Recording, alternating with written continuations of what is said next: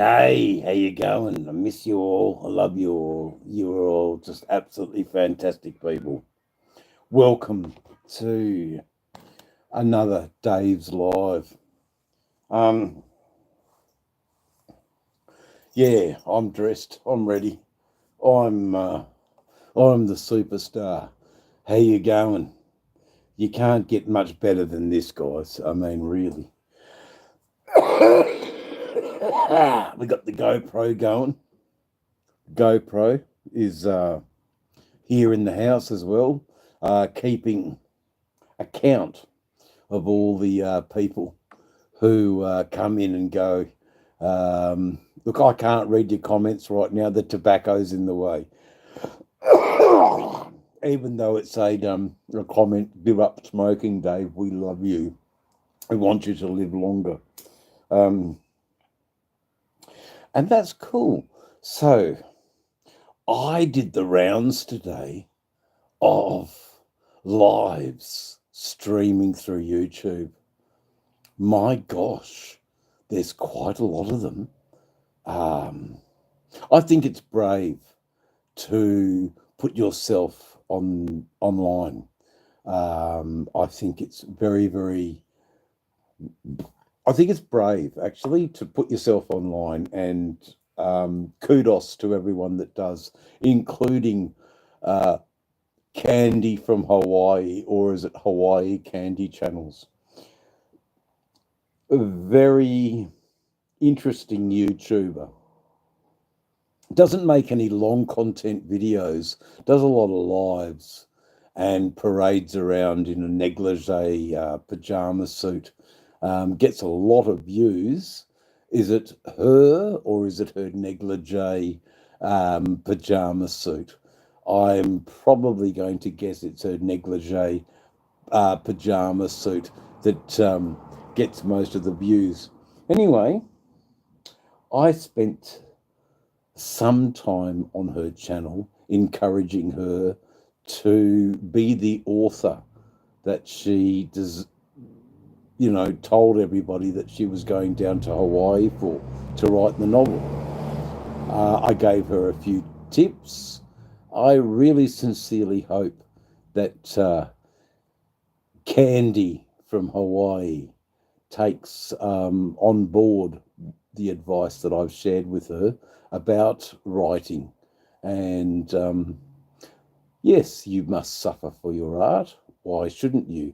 You should suffer.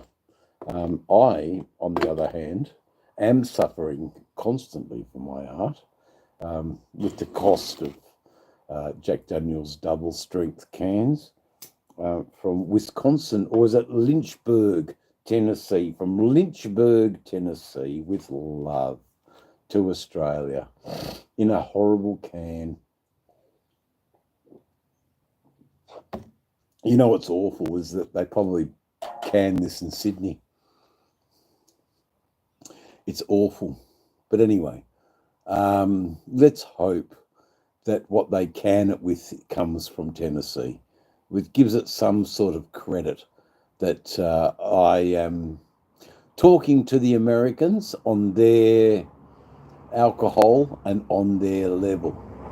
Now, the Australians, a bunch that has abandoned me for some reason because they feel that I've abandoned them by kowtowing somewhat to the Australians, to the Americans, and forgetting about how great Australia is.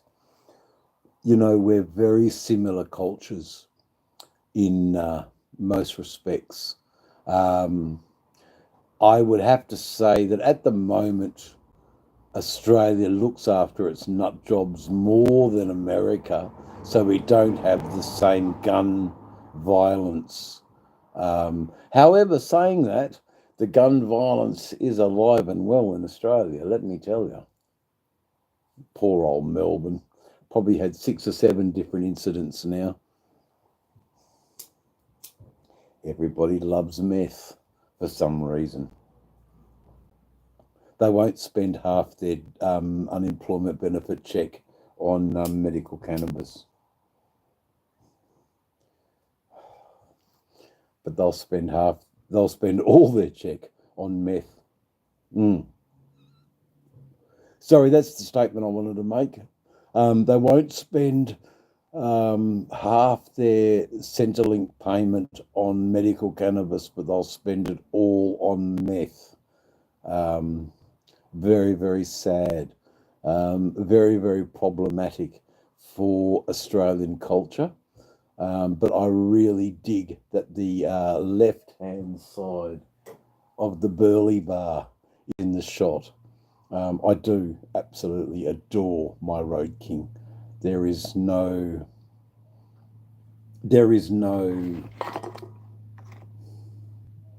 other word for it. I adore my Road King. I love it. But equally, as much as adoring my Road King, my Softail Slim kicks the fucking ass, you know. I love this bike. And this bike is definitely well known within Perth, Western Australia. There's a few bikers who are really, really glad that a righteous biker like myself, hello EB, a righteous biker like myself got hold and possession of the motorcycle to look at the sissy bar in the background. You know, that's where the swag sits. I've got some decisions to make, you know. I'm in Perth, Peach. But anyway, I don't really want to engage with you because you won't tell me your real name. So, Elite, yeah, well, you've been here a few times. I won't press you for your name. Why you hide behind an alias. I won't press you for that information, but I will point it out that Dave's channel is all about transparency. For Christ's sake, that's why it's called Dave's channel. A spade is a spade, and Dave's channel is Dave's channel. So I've been doing the rounds of how other people conduct their lives. I would like to think sincerely, 100%, that I give my viewers, I just got to find the glasses, wherever those glasses are. I can't find them right now. Oh my gosh, the glasses, where are the glasses? Well, I can't find them. It's just a shame for my viewers. There are 16 people right here. There are only 2 likes. That's absolutely disgusting odds. And as soon as I said the numbers, they all left. So see you later. But there are people in here. Cody, Elite. I will never speak of Cody again. Elite, I think, is a much better name than Cody. No, Cody. God bless you. I'm just having a dig. Like it's more about the chat feeling as if they are a family with the people here, and I dig it. Kyle is a wonderful human being. Everybody in the chat, Kyle is family. Kyle is motorcycle. Kyle is USA. Go USA. As I drink down from Lynchburg, Tennessee. Kyle, brother. You've always been a fantastic contributor on Dave's channel, and why shouldn't that be acknowledged? And why shouldn't that be revered for the contributions that you've made to Dave's channel? And I am now not interested in the comments, but looking right down the barrel of the camera at you, Kyle. Kyle, you've been an excellent supporter of Dave's channel. How in the world can I raise a toast? Kyle, everyone. Kyle. Yes, I am making a video as we speak. I have my GoPro. I won't be able to monetize the next video because I've used too much copyrighted material. But I'm okay with that because the content of what I was talking about is really, really good. It is time we left this earth today. It is time we left this world today by Hawkwind in 1971 or 1970 perhaps. Great album. Lemmy Kilminster had just joined the band. He got kicked out of the band a few years later for his methamphetamine use and his erratic behaviour, and formed Motorhead. He never looked back. Lemmy. But I was lucky enough in my video to capture a few of the bass riffs that made the Hawkwind movement so strong. The only one that spoke up out of the Hawkwind clan about Lemmy at the time was Stacia, the dancer, and probably occasional lover. I mean, you know, why not? You're on the road. It's a warm body. Oops, it slipped in. Oops, sorry about that, darling. And the woman says, no, please, carry on. And, you know, that's just the way Lemmy was. I love Hawkwind, Vic. I absolutely love Hawkwind. I love when Ginger Baker joined Hawkwind in 1979 when they did a Levitation. But I also love when Harvey Bainbridge came back and screamed lyrics for Sonic Attack. Absolutely screamed them. Bill, g'day, Bill. Bill, I know he's always all right. He has an interesting disability, but it does prevent him from working. So righteously so, he should be pensioned, and he should be afforded everything that this rich country, Australia, can offer the disadvantaged. Yeah, Bill's been good. I think Bill's been okay. Bill's got a new van. He can explore his state. He is thinking about a mammoth journey to Western Australia. I think that is a wonderful opportunity for your viewers, Bill, to come with you. And for the people that, like myself, skip through the video because they're so long,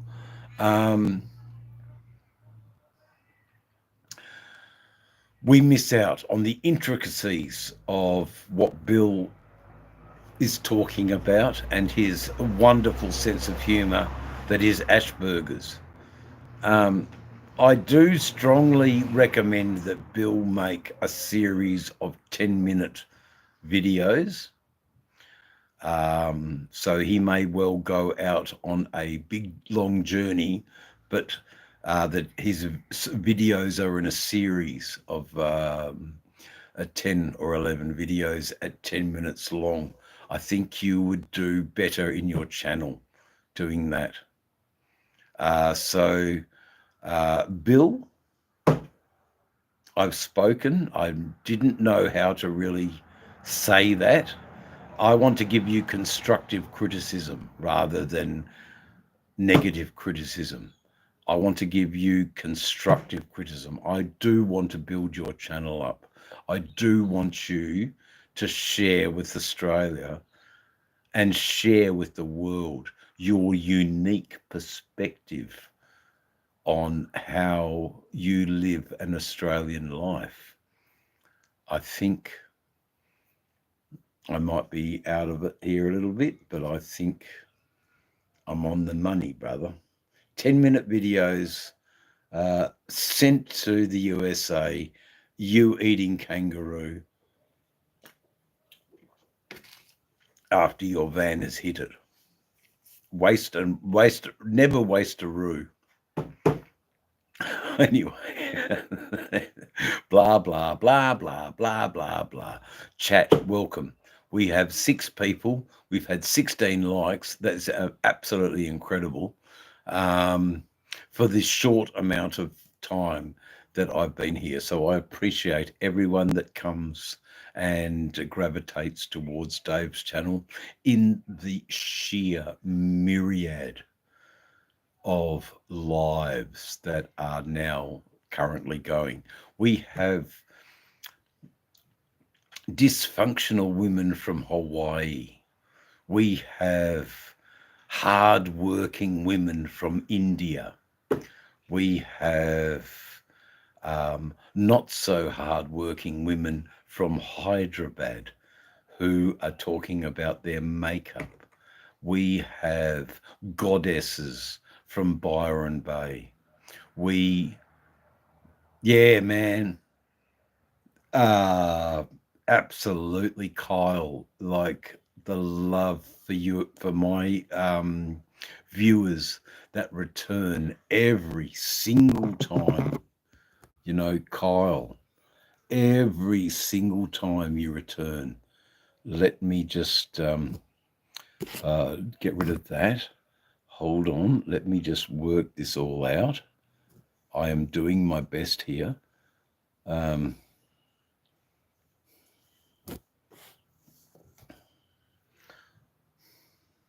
Hopefully that'll... Oh, what happened there?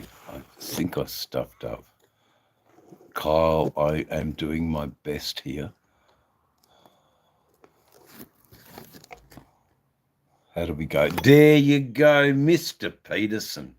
With respect.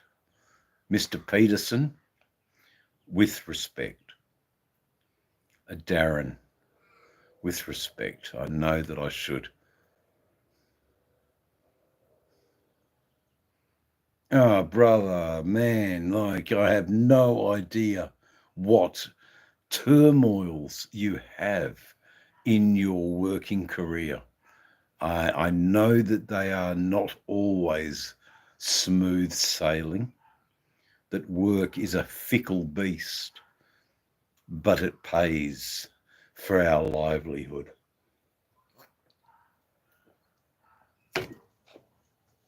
It's time to go, man. Kyle, it should never have been taken away. However, it was. There was a good reason. I met some interesting people who love the idea of hacking and slashing and killing trolls. Now, I got on the wrong foot there because some of those trolls that came in actually have now turned out to be Patreons of Dave's channel because they have dug where I'm at so much. Not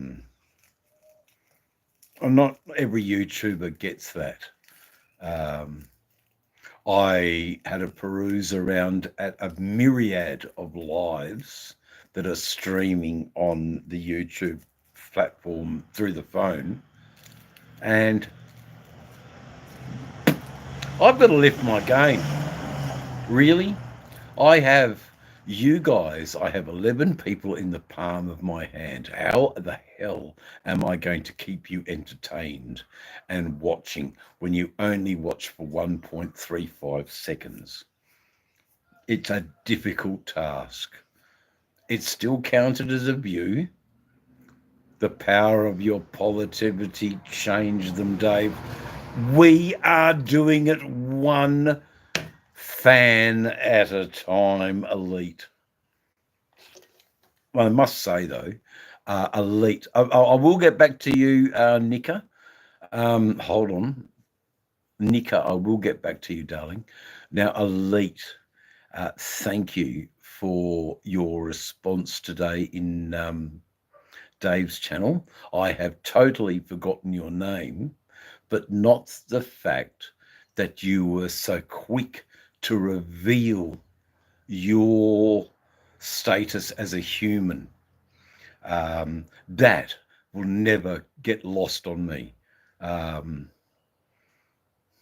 Brother, it's easy, Kyle, when you're as a genuine a person as you are, Dave. I can't imagine it would be hard to draw similar-minded people, bringing them together to help us fundraise, to speak truths, and to lift each other. What a beautiful, beautiful comment. Oh, man, you guys make me...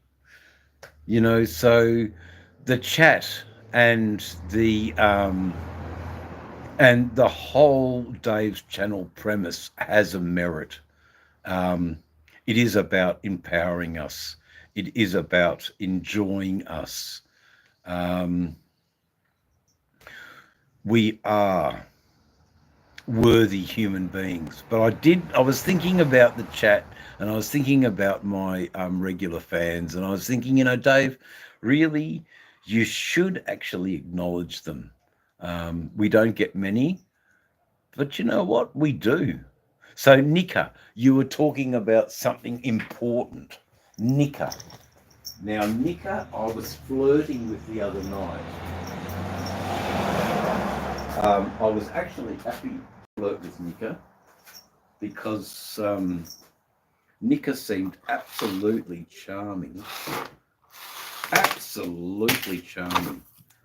Where are the glasses? Oh, Nika, the glasses have gone. They've disappeared. They've vanished. They've gone. They are no more. Oh, Nika, the glasses have gone, baby. I have no idea where the glasses are. I mean, I want to know where the glasses are. But I tell you what, back in a second.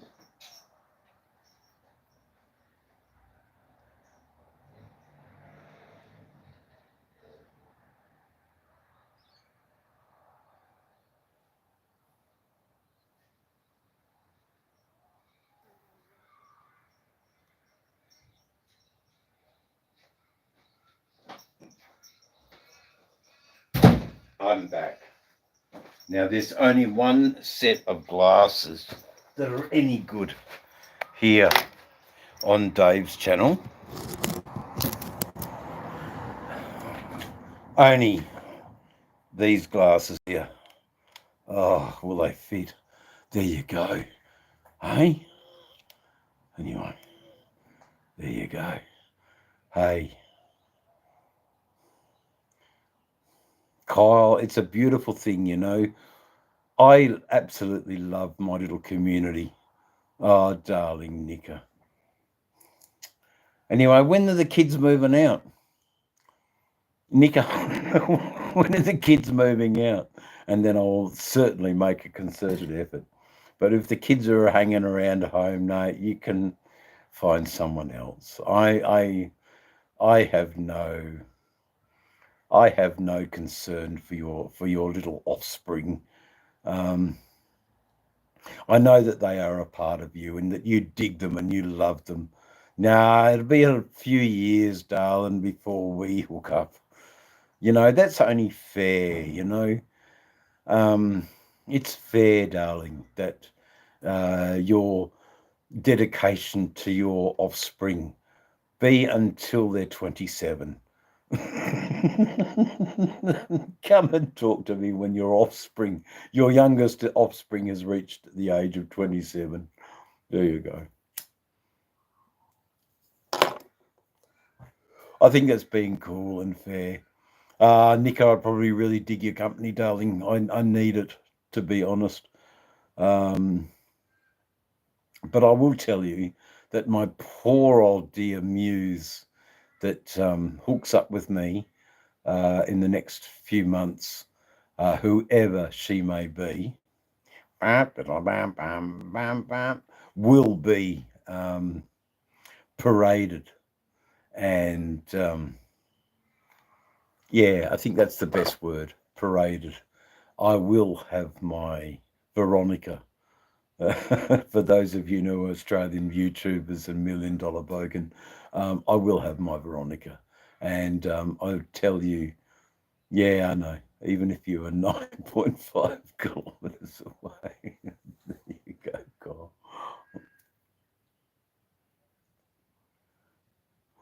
There you go. No, I'm happy to do it. I'm happy to bring a little bit of entertainment, a small degree of entertainment. It's definitely difficult not having a partner. It's definitely easier not having a partner. And that works for both ways. It works basically for her, and it works for me that we're not together yet. But later on, we might need each other just to comfort as we die. I think would be a lovely thing to be embraced as we die. There you go. No, you're all right. Wherever you can, brother, that's cool. You didn't have to explain yourself so dramatically, DR Adventures. Oh, thanks for not missing this one, brother. No, this is all right. Look, there is some plans. I've been, what's the word? I've been forbidden to ride across Australia until I've had 2 scientific medical tests. They want to test me so they can draw more money from me and have the science to back up the reason to draw more money from me. I think they're going to give me oxygen. Apparently that costs a lot of money for the state government, or the federal government, in fact, because Medicare's federal government. So they want the science behind the reason for allowing this motorcyclist to not just die on the side of the road, but to give him oxygen so he can get to his destination. It's all good, brother. It isn't my car, Bill. I don't have a car. I will never, ever own a car, Bill. I will never even own a camper van. I will, however, one day maybe own a bus that I can take the back off the bus, put a ramp down and throw the motorcycles in the back of the bus. And that's talking about like a school bus, with fucking seats. Rip the seats out and put a couple of beds in there and a kitchenette, a pisser and a shower. What more do you need? Oh yeah, a couple of lounge chairs in there to watch movies. Watch Dave's channel, the reruns. Watch Dave's channel, the reruns. Sorry about the boys. Yeah, Nika. Yeah, the doctor was talking about oxygen. So I rang up my motorcycle fabricators and asked them to get the quotes of the bus idea, darling. Oh man, Nika. So a couple more years, the kids are gone, and you can just travel around Australia with me on the bus, and we can be blissfully lovers. We can celebrate our old age as absolute blissful lovers, where we care and respect for each other, where we prop each other and prompt each other in our old age. Gone are the children now. It is your time to shine. There you go, Nika. That's my only call, darling. I can't give you a wedding diamond ring, but I can give you a key ring.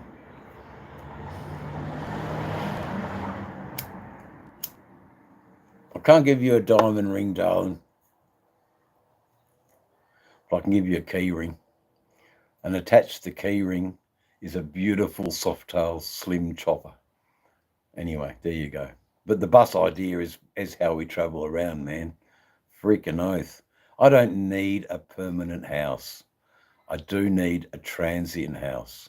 And the transient house, best idea, an old Mercedes or Leyland bus that still has a reliable engine to motivate it forward. You know, a new oil change. Perhaps we do the injectors. Oh man, I need the bus. You know, I know that Hippie Trevor's got an old Dennings. I think he's got an old Dennings coach, and that's exactly what I want. It's an old Dennings coach. And on the back panel of the Dennings coach, where it said, "We travel all destinations of Australia," I want that to flip down and become a ramp where the bikes can just roll into the makeshift garage. That's 1/4 of the bus's length, the makeshift garage, where it will be the tool shed, where I will hold my lives in the back of the bus with the bikes fucking strapped into their own. Yeah, man, it's a reality for me. I think the bus is the go. I don't need to buy the house. How do I still move forward with Forgotten Angels Australia? Well, let's cross that bridge when we start talking to the politicians. And let's apply for grants and funding.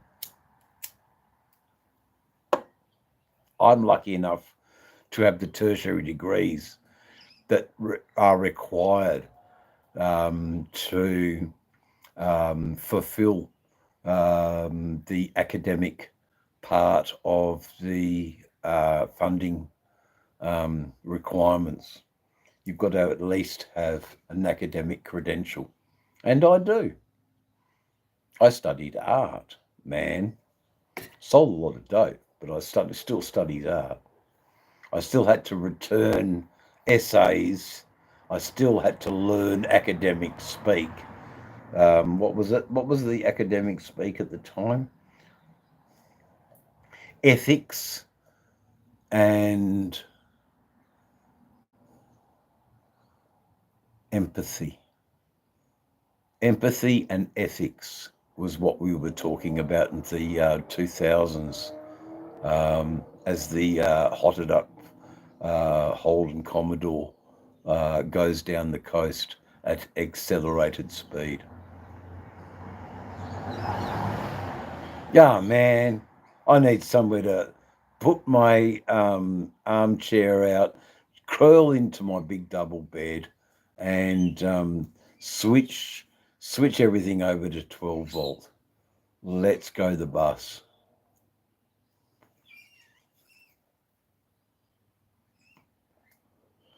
So basically, the first thing I'll be doing with the bus is pulling down the.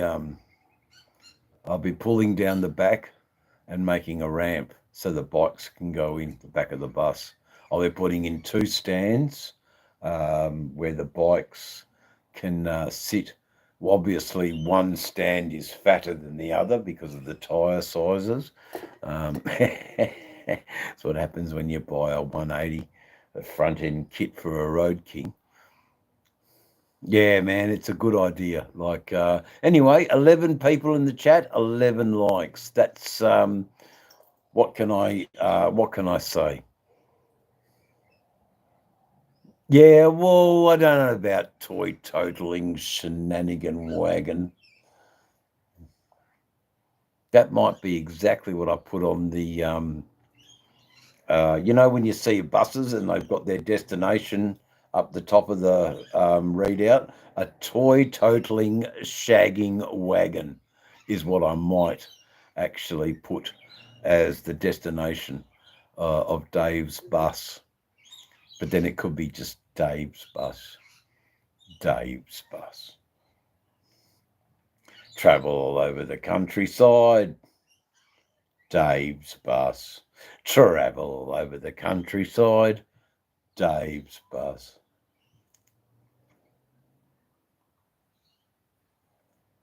Isn't it funny? I thought Elite was a troll when I first met Elite many, many, many moons ago.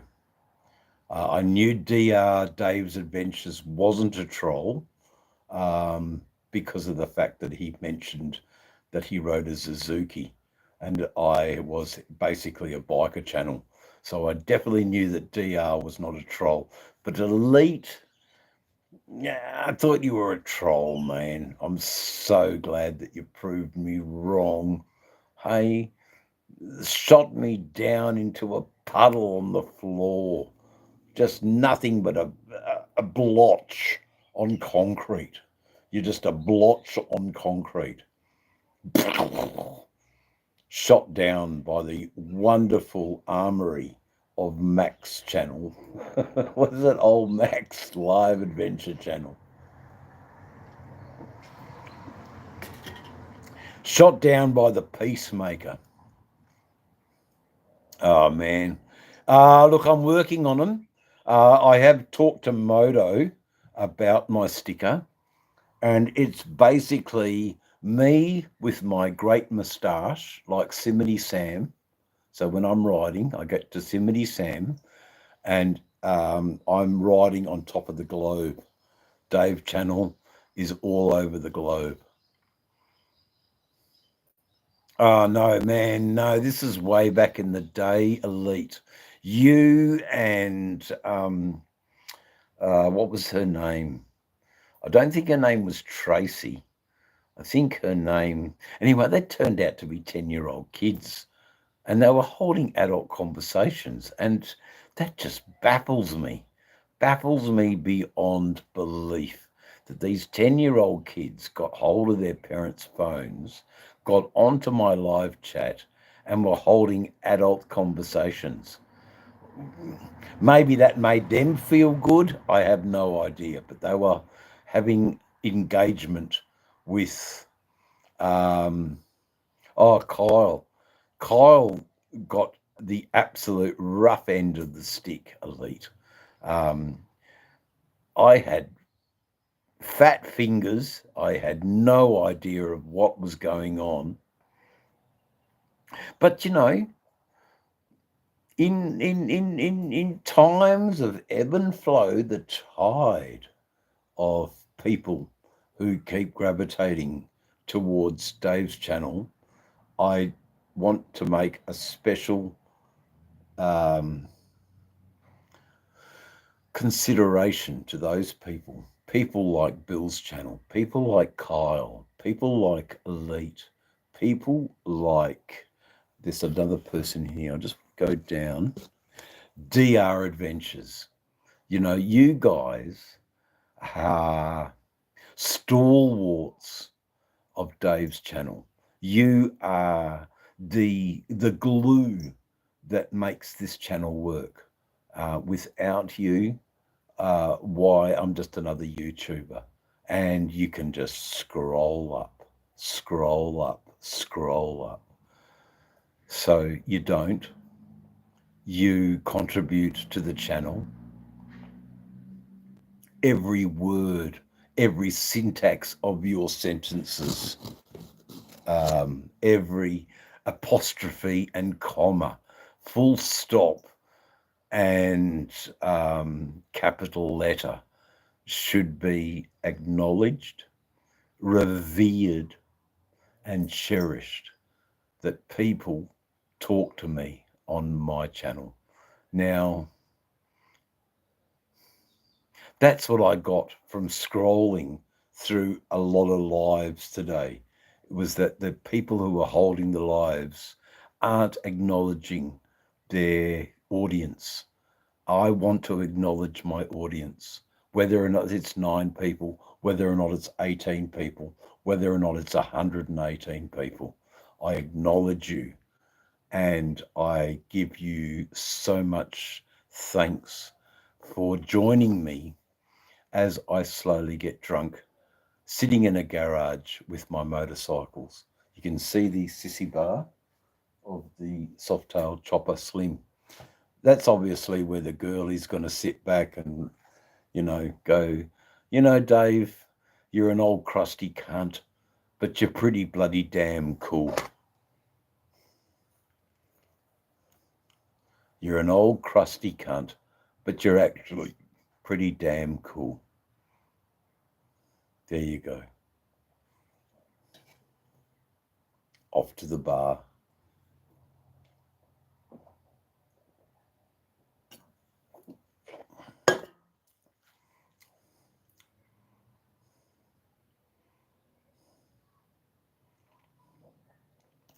I need you in my lives, DR, Trust me, brother. I need you more than you need me, You guys are saving me a fortune on seeing a psychologist. I'm able to talk. I'm able to get out a few things. I was thinking about another story. So, let me go to the bar. Ah, Nika, darling. I enjoy you, darling, I just haven't got 5 years. I've got 2. Before I leave this earthly realm, I've got 2 years. My health is in such a terrible position that all the doctors now are rubbing their hands together and they want all of my money. Yeah, fucking oath, man. That's what it's all about, Kyle. Like I so appreciate, your love of citrali herb, And when OC got on the other day and was able to source it for $7 an ounce, that sort of made the yeah, I'm going to go to Thailand, man. And I'm going to buy me an ounce of citrali and I'm going to sit on my table in my booth and I'm going to smoke the lot in Thailand. And you know what? All I want to hear is the orangutans and the flight of the gibbons. That's all I need. Yeah, I'm sorry, brother, Elite. It's how it is, man. Why do you think I'm making this memoir, brother? No, it's not bad crap. It's all good. I've had the most incredible life. I am Pinocchio, the boy that never grew up. I never got married. I never had a family. I never did what society asked me to do. I lived by my own rules through my whole life. I don't think I'll get to 60, but I got to my 50s. I was supposed to die in a organised hit at 24. There was a hit put out on me, and the idiots failed to look in the bathroom where I was hiding, and they missed their quarry. So I live. And do they want me now? Probably, but what? There's no incentive. There's, yeah, no, they didn't check behind the shower curtain in the bathroom, and there I was with my broom handle, hoping that I could defend myself with a broomstick. Man, I was supposed to die at 24 with a horrible bunch of horrible human beings with 4x2s with great big nails in the 4x2s that were just going to completely ruin my life, stab me in the head with their sticks because I would have been overpowered and died. So, bad luck, you idiot gronks, for not looking behind the shower curtain.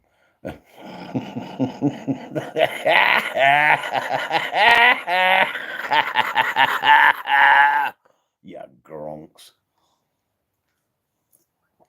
They were heavy dudes, man. Outlaw bikers. but they just weren't organised. They were not a military precise team. Had they been a military precise team, I couldn't be sitting here talking to you now. I would have been dead at 24. But they weren't a military precise team, and bummer to them. They missed their quarry. However, the quarry was put up by the leader of the gang, who was found and who was legs broken and actually survived. They didn't kill him. They basically broke his leg, but he lived. Whether or not he has me to thank for his life right now or not, I would probably err on the side of this dude has his life right now, if he's alive, to thank, because I was the quarry, not him. He was the guy that inflicted the violence, but he wasn't the quarry. I was the quarry, and they didn't check behind the shower curtain with his broomstick ready to bat off. There you go. But look, that was a world ago, you know. That was definitely a world ago. So for the 11 people that I shared that story with, yes, perhaps I do need the Strawberry Kisses glasses to tell that story, to make it just so fanciful. Rod B is an absolute darling of the Dave's channel. He is very much my confidant, my go-to man, my man on the East Coast. He is my roving reporter for all things Byron Bay Goddesque-esque. So Rod B, please feel welcome in Dave's live. Dave is slowly getting horribly drunk. He has his GoPro. I've been doing intermittent shots of the motorcycles to fade and dissolve and make it as cinematic for your enjoyment as I can.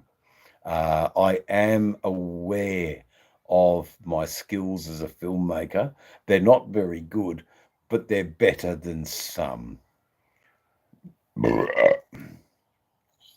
My belching, however, is akin to a bum. Oh, you're a poet and you never even know it. Rod B, you are very, very welcome here, my friend. Oh, man. DR, my brother. I'm so sorry for not... DR, I will never be hiding in the sugarcane. You got to remember that this was 1992, man. I mean, how long ago is 1992? You know, was I a wanker for not stepping up and defending our house? No. I saw the threat. I took evasive action. So there's fight or flight. I think I chose flight, and flight was to remove myself from the situation, not be the hero in the face of adversity from 2x4s with great nails. I mean, 16-inch nails driven through these 4x2s. I mean, one shot to the head, you know, and that nail is going through my brain, piercing the skull, and there is no more lives by Dave. So, Nika, darling, it's only because you're 32, I've got to woo you. Why not? Come, you have the chance at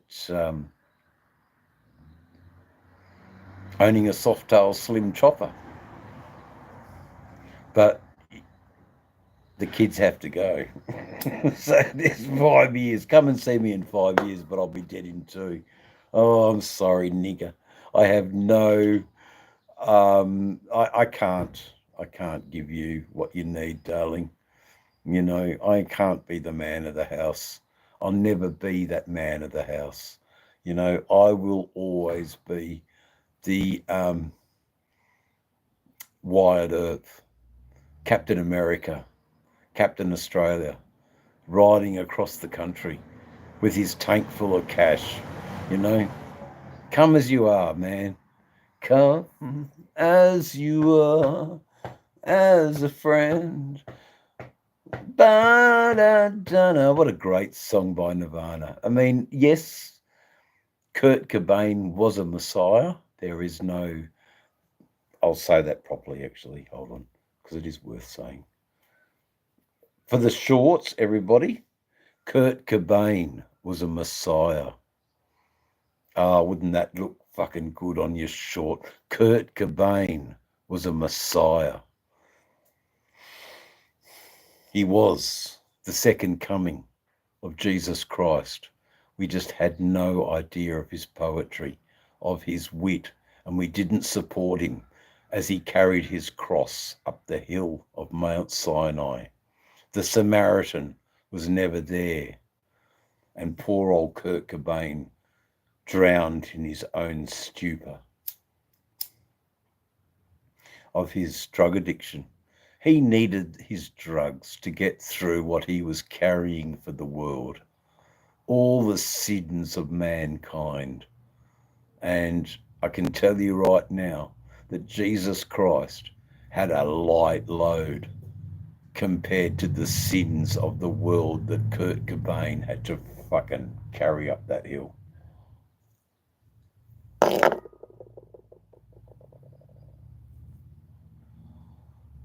There you go, brother. Tennessee whiskey is helping me.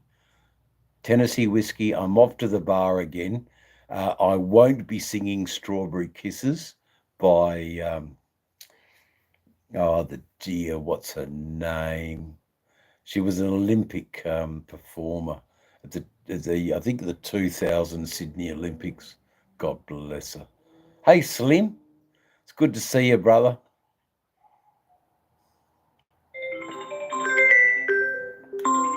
Now, there's a potential fraud from Hyderabad wanting to call me. Should I answer it, chat, or just let it ring out? I think I'm just going to let it ring out. Suck eggs, you potential fraud. Yeah, I've got a lot of people from Hyderabad that are calling me for some reason. They want me to get involved in Bitcoin trading that's false. Slim, I'm so sorry, Slim. Slim, my brother.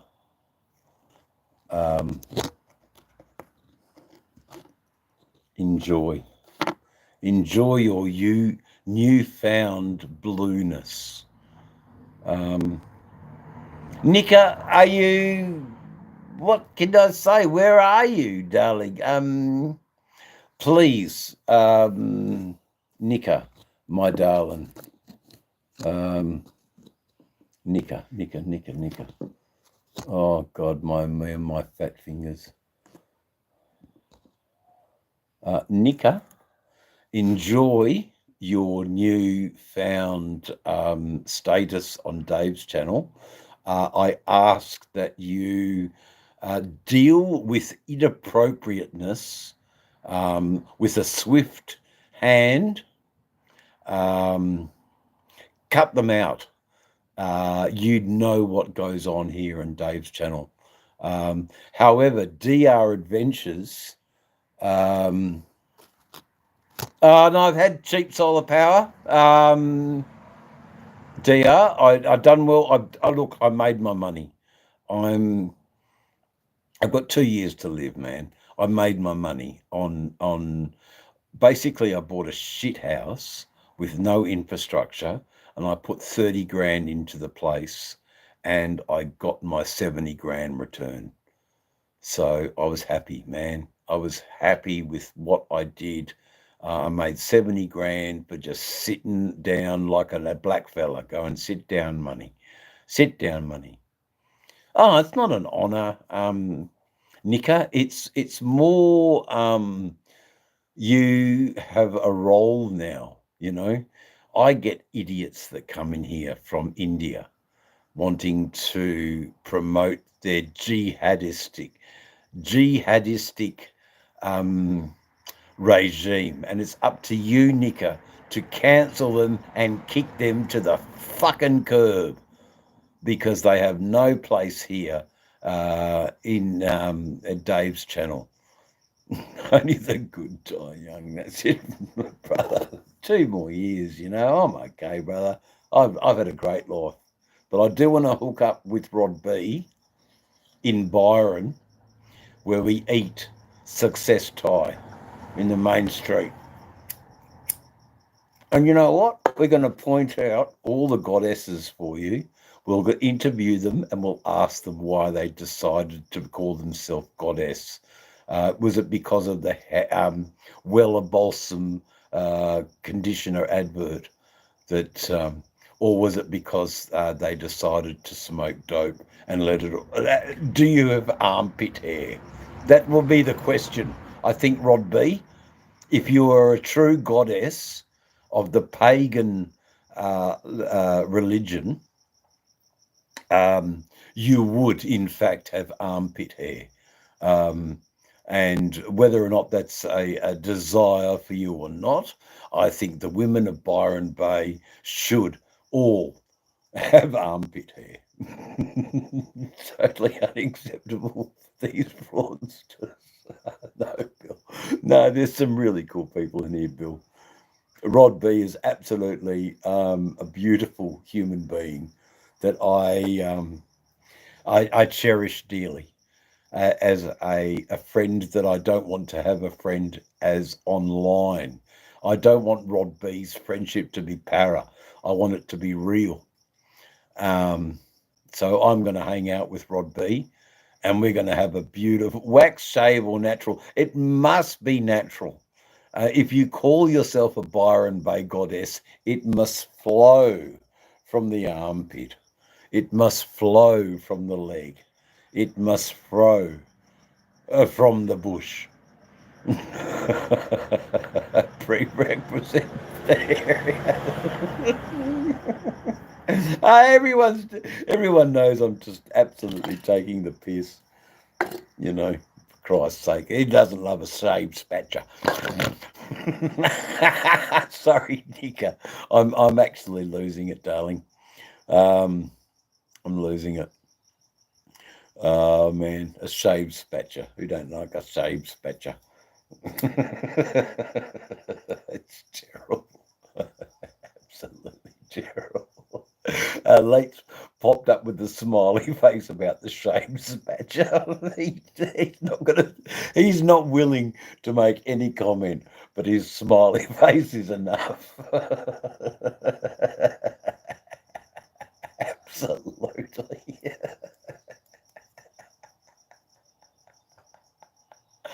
You know, Flip, we're talking about the most inappropriate stuff. Flip, I don't know if it's a good chat for you to join. Had you not been Flip Elliott, I would have never have got to an hour on my live with a full and wonderful group of human beings. Flip Elliott, I appreciate you every step of the way, brother. I love how you ride your motorcycle. I don't know how your Lyme's disease is treating you at the moment. I don't know how the cold is treating you at the moment. But I think you've got a few more seasons of riding in, brother. And I know you love riding with your combat veteran brothers. I know that come hell or high water, you would ride with your combat veterans. Flip, Oh, Australia respects and loves you. There you go, Flip Elliott. Kyle, there you go. So, if we can get on the sound bite clipped and put a soundboard, please. I have no idea how to do that, Kyle. Other than one way might be if you post a short and I post a short and we collaborate it. That might be one way we could do that. Bee stings cure Lyme's disease, brother.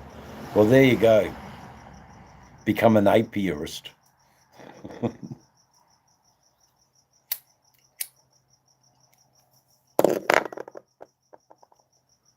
Hey, thank you, Slim.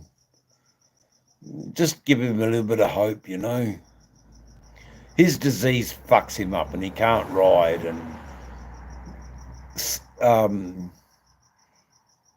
Flip Elliott and the Blue Mule always rode. Now, the Blue Mule was his Electra Glide, a beautiful motorcycle. It had all the bells and whistles. It had the cafe unit out the back at the side. It had the shower and ablution block on the left pannier. Yeah, I know. Undiagnosed. Oh, brother. So we got a new fella in here. We got Perko. Perko, what do I ride, brother? How'd you know I was a biker? Anyway, there you go. There you go, Perko. Yeah, a couple of bikes in the fucking studio. Hey, Perko. Hey, Perko. But we've got some good people here. I'm gonna do the lighting soon. Sick, my brother. Hey, you finally got here. I was doing this live especially for you, because I roasted you today. Oh, poor sick bastard. I roasted him badly on the judge's live. And the judge was holding his fucking court. And here I was like the prosecutor going, bam, bam, bam, bam, bam, bam, bam, bam, bam, bam. Poor old sick bastard, eh? He copped it off Dave's channel today. You should do this, you should do that, you should do the other. You know, here I was, you know, being an absolute wanker of a friend and the guys that I care for you. I was being an absolute wanker. And sick bastard is going through some huge, crazy stuff, you know. You know, the whole chat here on Dave's channel absolutely adores sick bastard. We adore him. Oh, brother, you know, sick, you do have an amazing friend in my friendship with you, you know. I just don't want you to shoot from the hip with your stupid Jersey accent, you know, that just gets people from Florida unriled. You've got to be, because the Jersey accent can also sell anything. You know, a Jersey accent can be an absolute godsend in an infomercial selling a vacuum cleaner, and it can be a disaster at the same time. It's how you promote what you're trying to say, I think. Oh, man. Yeah, exactly right. You know, you're not alone in the battle, you know. Rod B's had a bit of a win, right? But I can tell you right now, when I met Rod B, it was about 2 years ago, and that man has been through hell and back. You know, he hasn't had the best of times. So he's having a few moments of battle relief where he's in Switzerland at the moment, enjoying the goddesses with their flowing hair from their armpits. Oh, Rod. Anyway, guys, I'm going to leave you with that as I go to the bar. His flowing hair from the armpits as we look at the road. And I can tell you right now, that Road King is made up of, it's fueled by long hair, pubic hair under the arms from every New South Wales goddess living in Byron Bay today. Not to mention their leg hairs and their unkept bush, but their underarm hair. God bless them. We love them. There should be a crime against it, but there isn't. Let me go and get a drink and I'll set the lights up.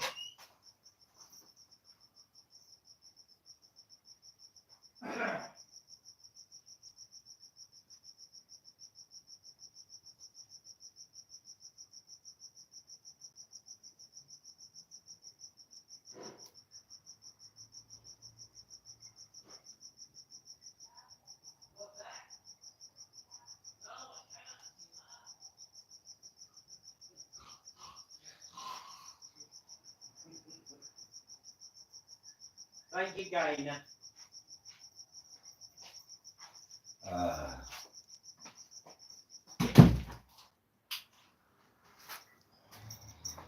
Anyway, I'm back, guys. It's so good to have Sick Bastard in the chat. Will you please excuse me for medical reasons?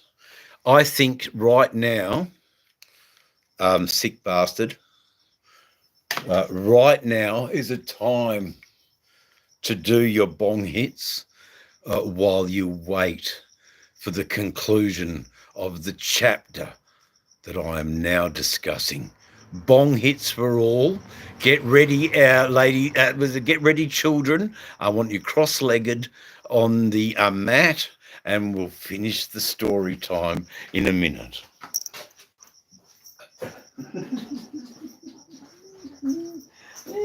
Fucking idiot.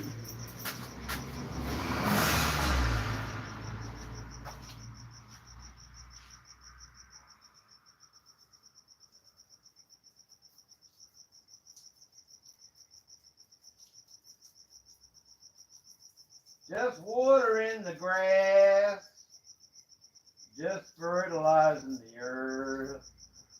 If you want to be a bird, if you want to soar high, if you want to be a bird, there you go.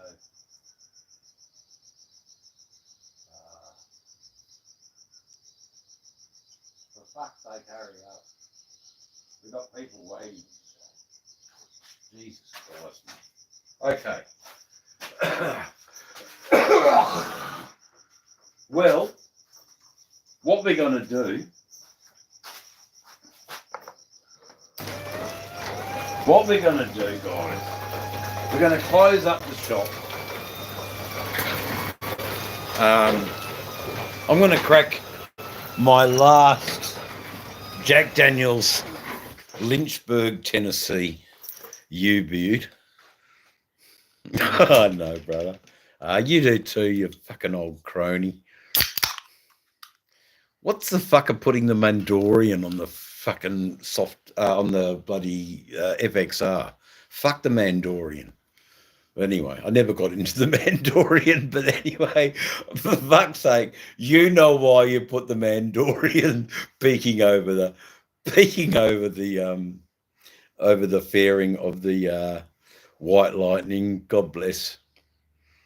Nicker. Yeah, man. Yeah, sorry about that, DR Adventures. That was my mistake, by the way. I screwed up with my stupid fat fingers. But welcome again back to Blue. Welcome back again to Blue. Slim. I know. Went out in Chevy Bridge. Yeah, that's right. You know, the Holden owners went umbrage to having the Chevy badge on their Holden Monaro. It was just awful. I guess, the same thing happened to Ford with their Mustang. It was just awful. I mean, we loved our XB Fords and our XA Fords. We absolutely loved them. I mean, they were the staple of MFP, Main Force Patrol, in Mad Max 1. Mad Max 2, not so much, but Mad Max 1, the Ford XB or XA station wagon was equipped differently. Oh, brother. Hand sausages. I mean, brother, I am just absolutely full of them.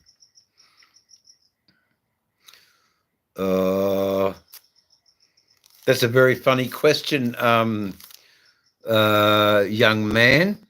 That's a very, very good comment. However, I would like to think that Dave's channel's level of humour is a rise above your comment. Please, again, come up with another stanza, another important quote. Your name is, oh my God, I can't even read it. Kumar is in the middle. So we'll just call you Kumar, because I can't read your language, mate. Rod B, I can read.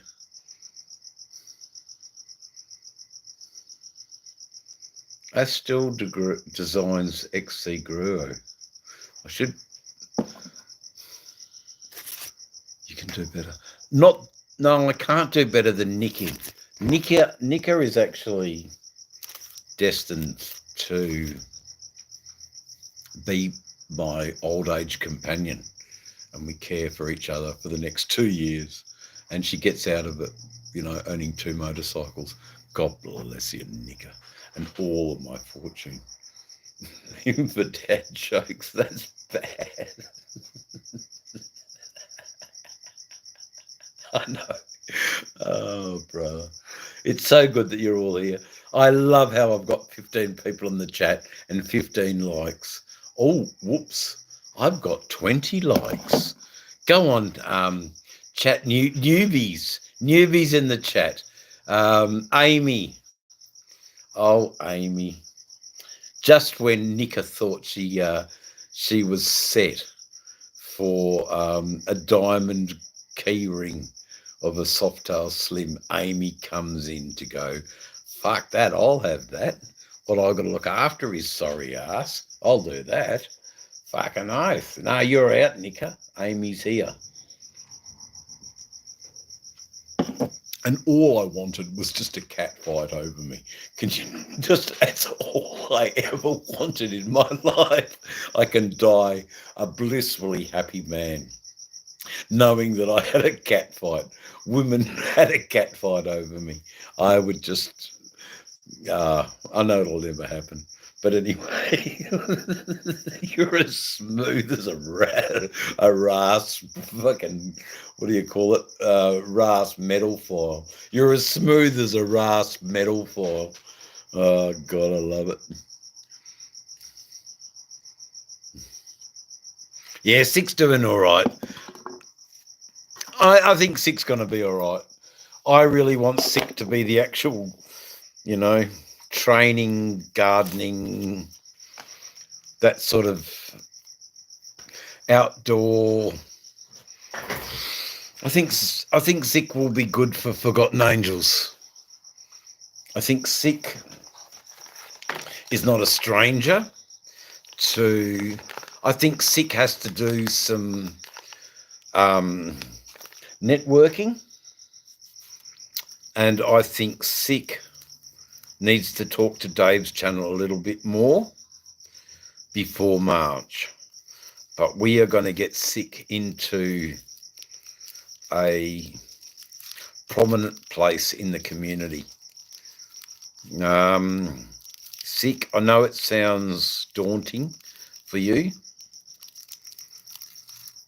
but what I didn't talk about today when you approach Dave and Cindy is you need to be able to make your participants on Forgotten Angels compound work ready.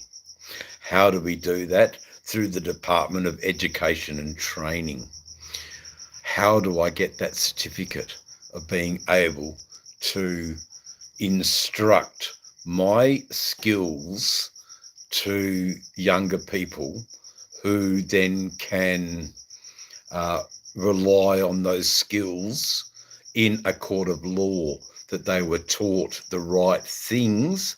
And that's why you need to think about training and education, being a trainer. I think that's where you need to go. Next year, 2025, Sick, I want you to do a trainer course. You have nothing else to think about than becoming a trainer. David and Cindy would agree with me.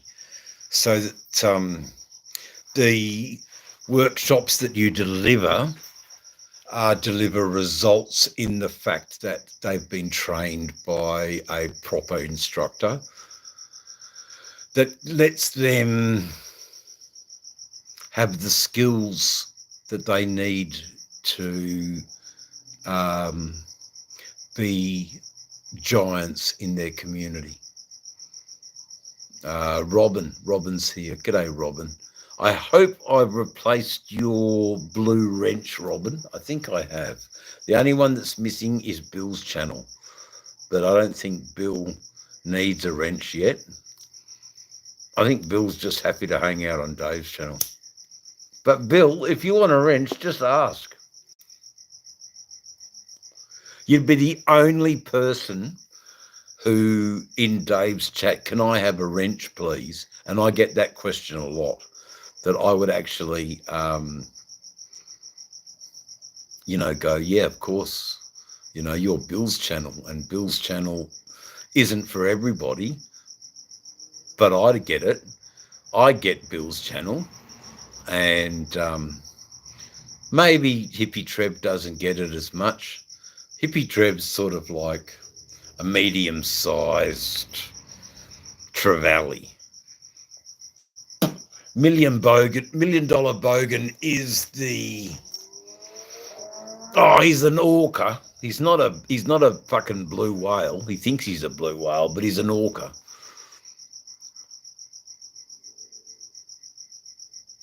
Yeah, no, don't ask for a wrench. You'll never get one. But if Bill's channel asks for a wrench, a husband and wife are trying to set up a new password for their computer. The husband puts my penis. Well, sorry, brother, I don't want to read that. You fucked me right there with your penis. Thank you. Could have put some lube on the cunt. You fucking arsehole. Fuck off out of my fucking channel. Hey, for not putting lube on your fucking cock. You dead cunt. Hey, there you go. You didn't expect that response, did you? Hey, g'day, 2-4. Hey, how you going, 2-4? Hey, you're a good bloke, 2-4. Up there in Nova Scotia, freezing his fucking tits off, the poor bugger. 6 foot, 8 foot of snow.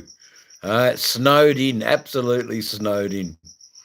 Are you off, are you, brother? See you later, mate. Yeah, see you later, Sick. I know, old mate's goodbye. Yeah, no, we get a few fucking idiots in Dave's channel. At least spit on it. Spit on that thing. Hot tur. Hey, you got a hot tur on that thing before you put it in me. You dead cunts. Fucking don't fuck me up the arse. You dead cunts. Please spit on it. Show some compassion. Show some fucking compassion.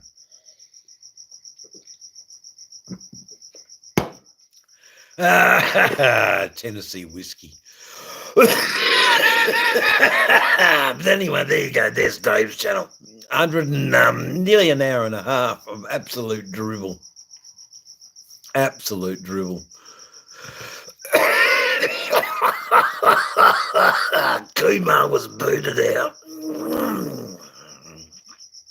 No, Sick. I got it straight away, brother. Very cool. that I allow you, Sick, to vent your Jersey way. I will never ever let your Jersey way of life diminish. I think it's a strength. I think you I mean, it's a shame you can't eat a pastrami bagel with Swiss cheese, a pastrami bagel with Swiss cheese, gently heated. So it's actually warm, so the cheese still holds its slice shape, but it is molten a little bit. Oh, God, I'd love to be walking around New York right now. Fuck me dead. Wouldn't I give them heaps? Park my bike on the curb. No, officer, I've got a medical allowance that I can use this motorcycle as a mobility scooter for my disability. Fuck off, in other words. Elastic cheese, exactly, brother. It's funny. It's all funny. I adore Sick Bastard. Not many people do. He's not everyone's cup of tea, but I get his Jersey way. It's a level of complaining that the Aussie just hasn't mastered. The Jersey level of complaining is far superior than the Aussie, she'll be right, mate. And it won't be right, mate, because the Jersey man points out in point form and bullet form all the problems and goes down the list. I fucking love it. Lots of paperwork. I know, lots of paperwork. Thanks for all joining me, the 13. Yeah, it's like the Dead, man. Why wouldn't I be into the Dead, Sick? Of course I'm into the Dead. They got nothing on Karen. Yeah, I suppose. You're right there, Rod B. He's pretty close to Karen. We should really call Sick Bastard Kevin. He's a Kevin. But Kevin never fucking made it to... Karen did, because she was outspoken. But Kevin never made it to the status of Karen. Is it Callum? It's always going to be Sick Bastard. Dear old Eric. I mean, don't fuck with the dude, man, because he will shoot you down in flames if you fuck with Eric. So don't fuck with Eric. God bless him. Means so much to me, Bill. The new bill will close my account. I'm under 16. Yeah, no, fuck off. If you're under 16, you're not welcome here, mate. Sorry, young fella. 1, 2, 3. Now, this is an adult chat. We're talking about adult concepts. Serve your time, brother. That's another 30 to 45 years. You've got to serve your time to get to this point in your life where you're my age. Go do it. Enjoy it. Don't fuck anybody over. Just be kind. Anyway, that's 1, 2, 3. You're out, son. And rightly so, Sick.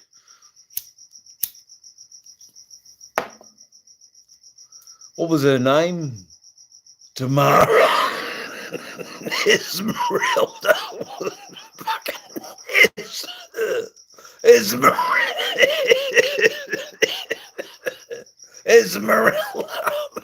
For fuck's sake.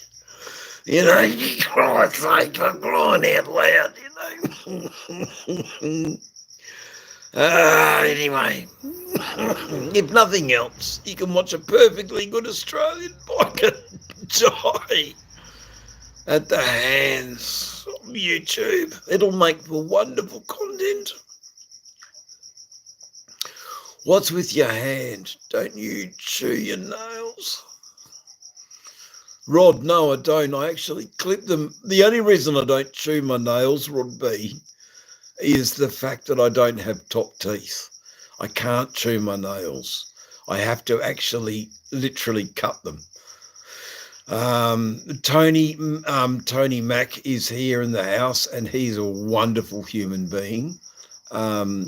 Tony needs to be celebrated for the actual longevity that he has shown Dave's channel over these years. Tony has been with Dave's channel for years. I believe he was the 53rd subscriber, and missed out on the wonderful video to the 50 subscribers that are here. You rock. So for the 53rd subscriber here, you excel, my son. You excel. I wish I had a 1978 Honda CB4 Sport, a very rare bike and quite the heirloom. I've just got a couple of bikes that keep depreciating in value. My bikes don't go up in value, mate. My bikes depreciate. Is Robin out of here? Robin, don't go.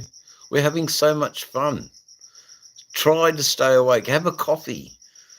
Take a fucking line of speed. Come on, Robin. Go and get that old fucking Canadian biker speed from the Banditos. You're fucking brother. You know, they make the best.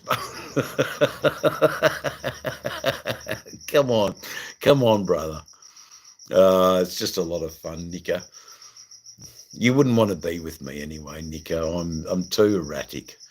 I'm too free to care about the household daily runnings of a domestic house, looking after a dear, beloved, gorgeous woman who, you know, everybody looks at and goes, ooh, I wish I could do that to her. And they never do, because it's all in their stupid mind. But then you get the occasional freak on the train that does do it, and that's rape. And I don't want to be that, you know. So there you go. Amy, I'm talking some very controversial issues here. I hope it's all good.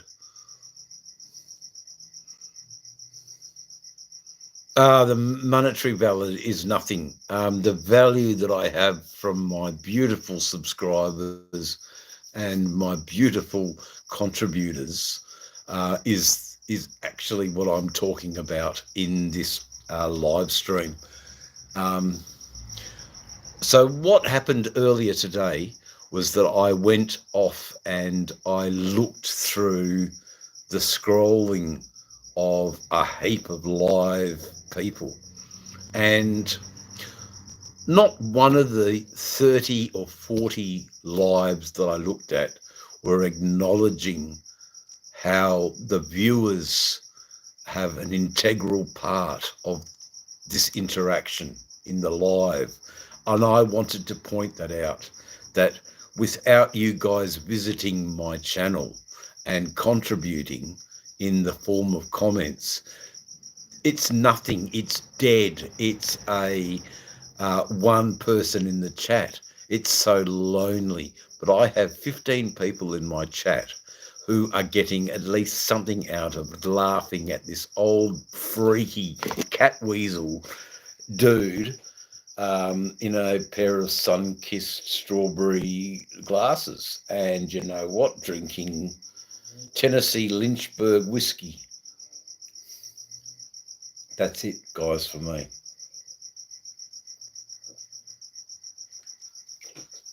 Rod B, DR Adventures, Tony, Elite, Flip the Blue Mule, please feel absolutely appreciated that you are, and Bill's channel and Sick Bastard, you please feel that you are so appreciated when you visit.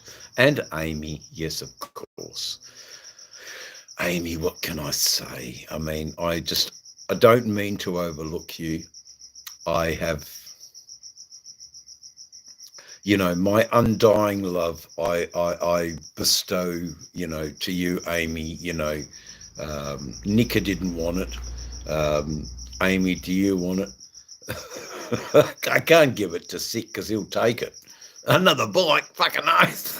I can't give you a key ring. I can't give you a diamond ring, but I'll give you a key ring. Yeah, Sick will be there, mate. He's right there. Fuck, I'll take the key ring.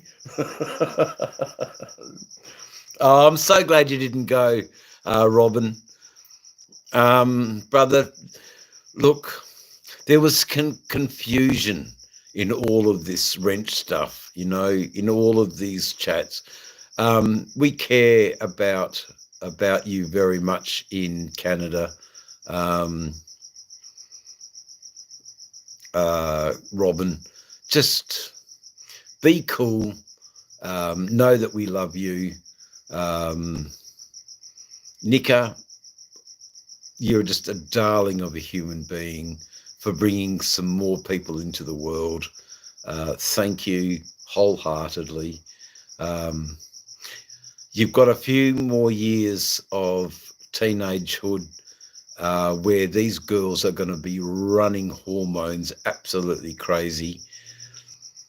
You're welcome to ask me for advice. I don't know if I've got any. You poor darling.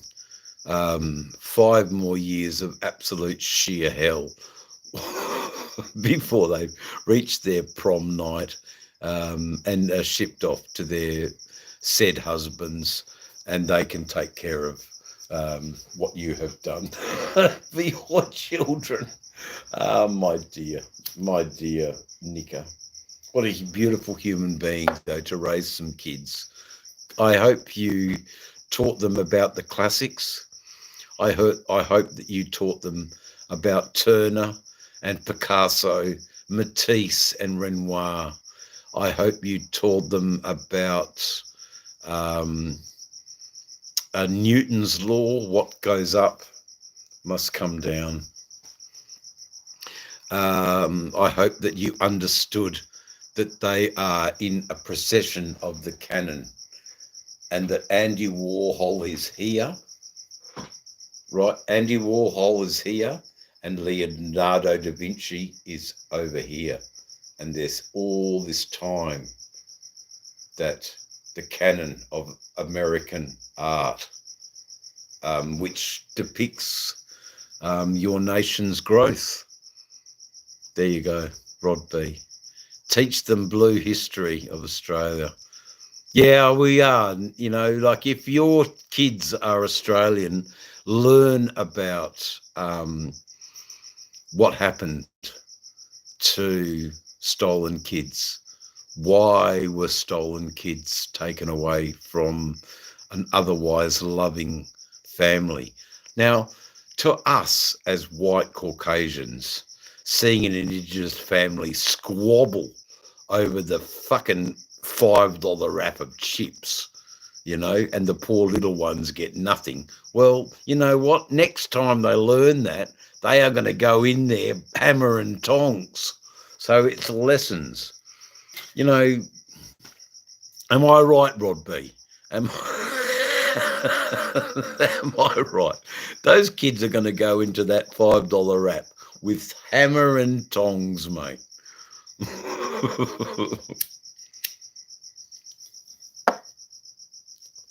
Absolutely appreciate you, Nika.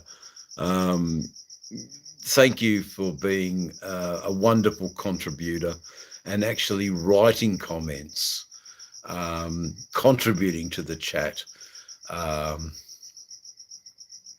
joining me here in Dave's shed at his bar while we slowly get absolutely maggoted on double strength Jack Daniels cans.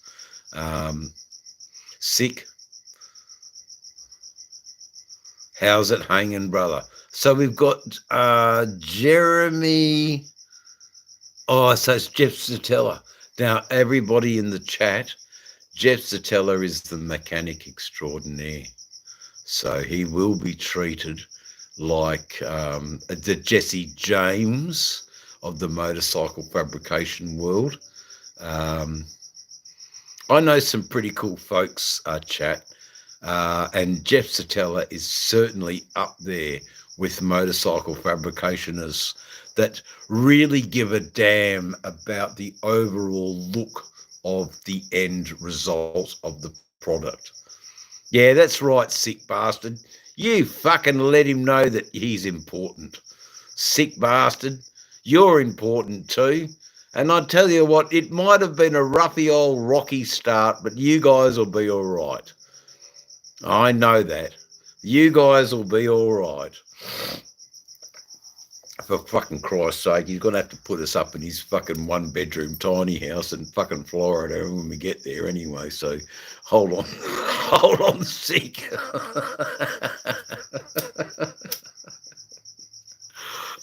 Sick bastard. Rich, giggly, scantily clad sweetness everywhere. No, there is, man. Scantily clad.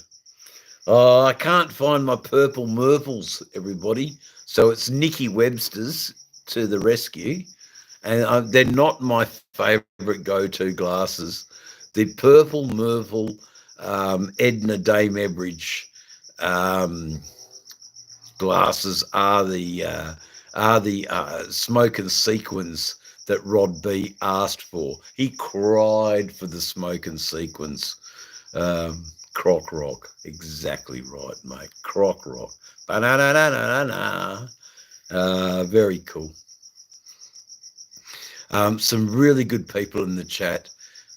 Some really good folks. Amy, Nika, some wonderful women. You know, we're not all masculine here. You know, we've got some females here that have a perspective on us blokes, and they have every right to call us out for being chauvinistic, misogynistic pigs, yet they don't seem to mind on the back of the bike because that chauvinistic misogynist pig can get around the car that wants to kill us and still kick off the fucking window. Was it kick off the fucking side mirror?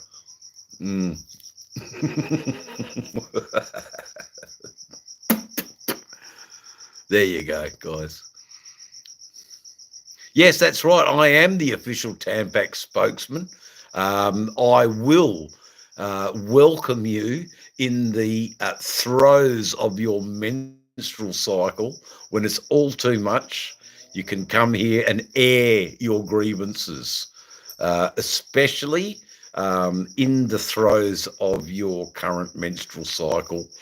You are welcome to vent your anger at why should we bleed for you, you stupid male.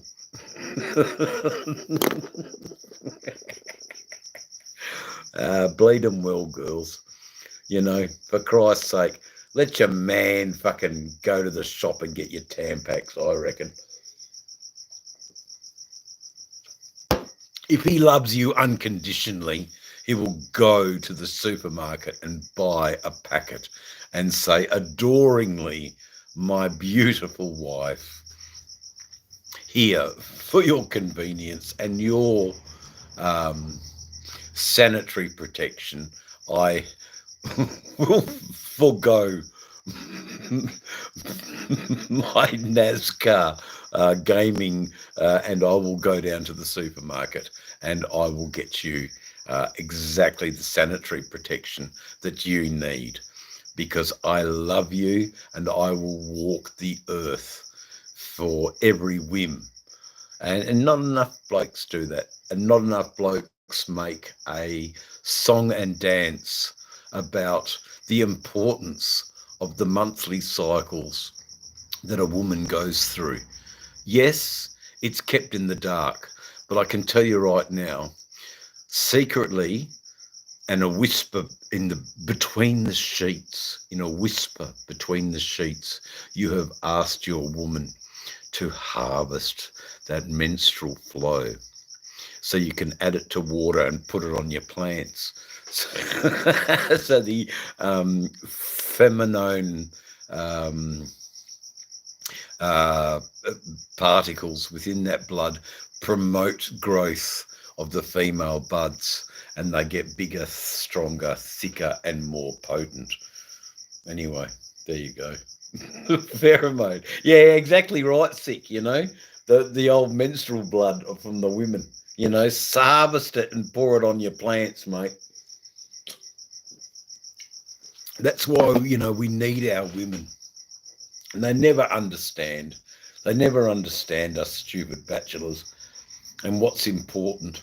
They just flush it down the toilet, in the toilet paper as some sort of, disgusting thing, But the menstrual cycle in pagan ritual is a monthly celebration of how us mere men can celebrate our woman and how we can be, I don't know, Nika and Amy, am I in the right path here or am I in the wrong path? I have no idea. I just know, being raised on a hippie commune, we were taught that women's menstrual cycles are to be revered or else.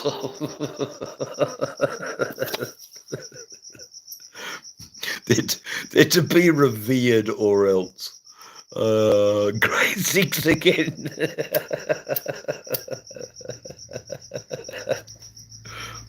God bless you, Sick.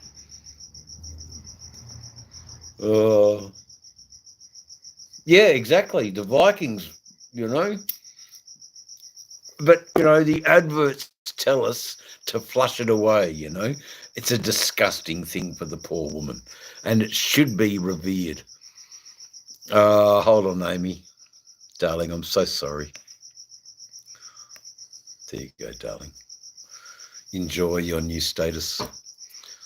Amy, I know you've been a great supporter of Dave's channel and you've got to know me a little bit better. If I'm speaking out of turn here, please let me know. But I've been with a few witches in my banquet of life's loving, and I can tell you, on the banquet of life's loving,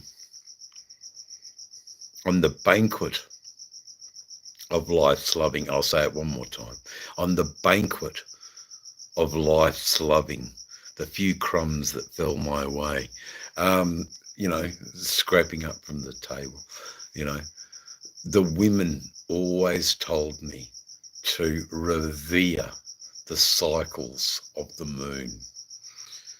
What the hell were they going on about? They were going on about collect the fucking blood for your plants, you dopey fuck.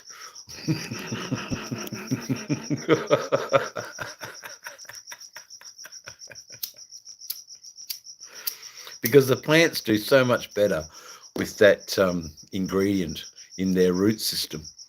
And you know what? The smoke's always better anyway, because you know that your partner had a part to play in those in the growing of those buds.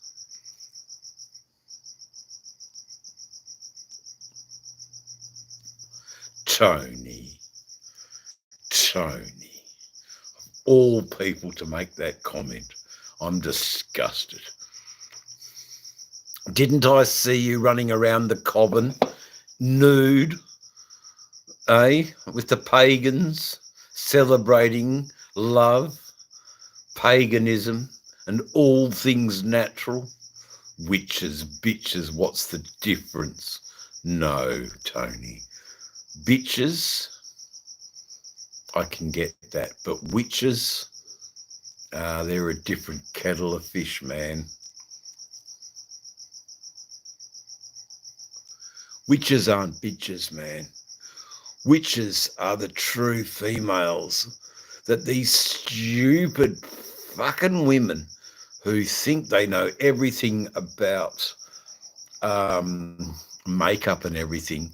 A true woman once a month will smear her face with her menstrual blood and say, "Come on, son, it's on. Give me a child. I'm ready." There you go. I probably have overshared too much.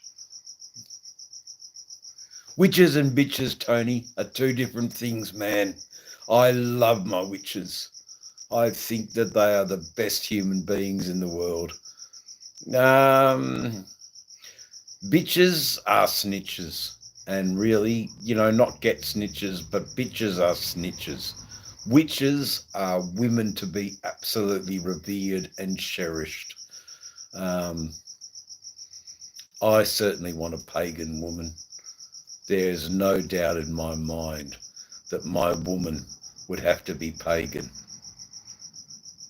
She'd have to love and worship the rising of the moon and demand that I play tabla and drumming assortments as the moon came up and we all sang and chanted, "Selene, Selene, spirit of the moon, your mind is made of you. Tell me what to do, Selene, spirit of the moon, my mind is made of you. Tell me what to do." We are lost without our woman direction. How do we get the right woman? How do we get the right witch in our masculine, stupid lives? There you go. I leave the chat with many questions. Ponder as you will, as I drink my sugar. So there you go, sick bastard. I'm hitting up my sugar, my insulin. There you go, my insulin for the trip. I still have a skull left. I wasn't greedy.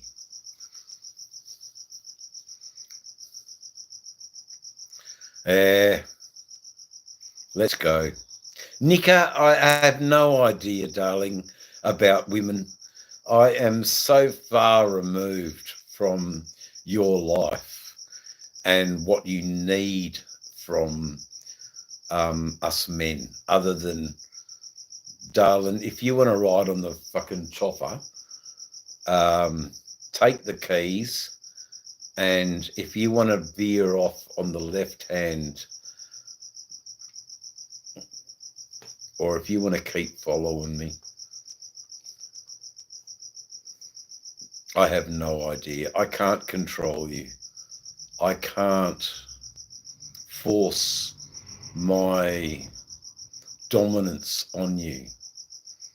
I want you to be my equal. I want you to be my unit. And you know what? You're not the unit that's a chick on the back of the bike. You're another bike riding to the venue, man. You command your own respect. And why not wear the shapely singlet? And for Christ's sake, if you're going to go out in public, Jesus Christ, make those nipples erect. Give them all something to look at. Christ. But they'll never get, because they don't understand the pagan worship of the woman.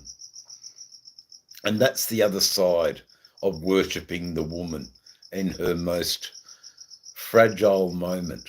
You revere her fragile moment to be revered with her most eccentric and erotic moment. And that's the wonderful thing about being with a woman. Maybe I've got it wrong, guys. Maybe I've got it right. Who knows? There's the biker philosophy coming at you from Dave's Live. 13 people in the chat got to hear biker philosophy 101 pagan style. Hope you enjoyed it. I hope you live by it. But yeah, okay, there's a few people that left that didn't agree with my religion. You know, trust me, you can go and see, born again Christians. I'm sure they've got a different take on how to treat women, but I think my religion has a good way of treating women, especially in those difficult times monthly.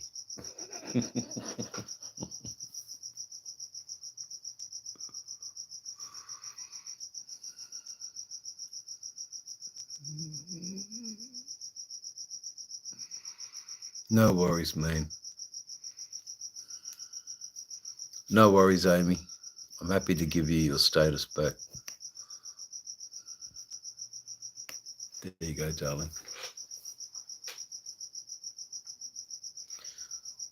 All you need to do was ask, Amy, and I am at your beck and call. As a true menstruator, I will forever hold you in reverence. Thank you for bleeding once a month to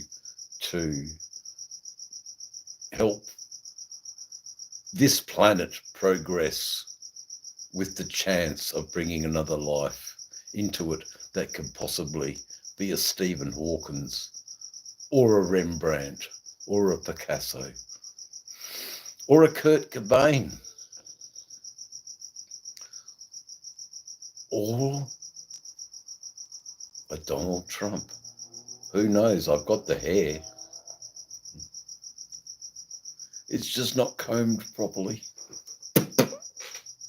What a wonderful, wonderful chat. You are all beautiful people. Amy especially. Kurt Cobain. You know what I'm saying, darling. You don't need to ask that question, crazy.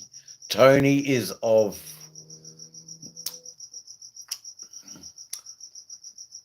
a mature age group. He is very learned. He has an age that is dignified. Thank you for shedding your Rod B. I'm going to so enjoy having a fucking living with regular cycles with ladies. Yeah.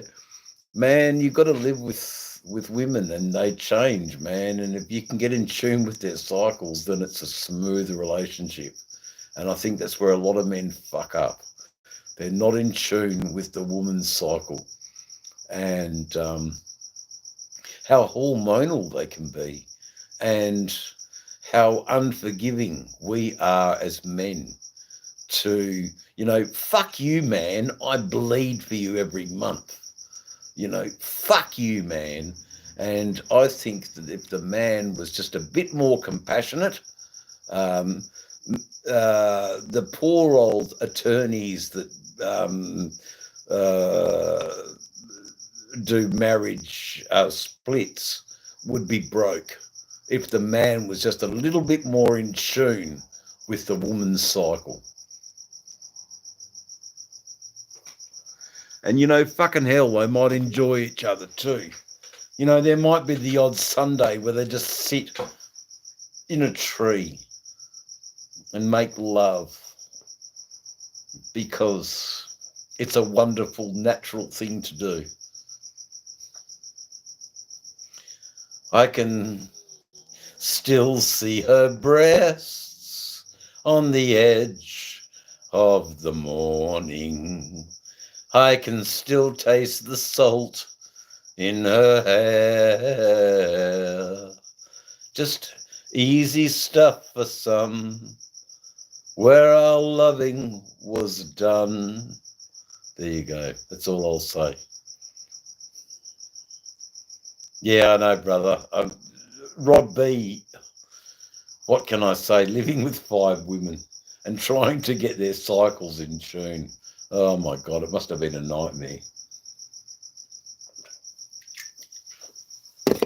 The fact is, what I'm saying here is that it's not lost on me that women have a different way of ejaculating to men. Men just do it every night with their hand, for Christ's sake. And women once a month without their hand, and it comes. It's such a.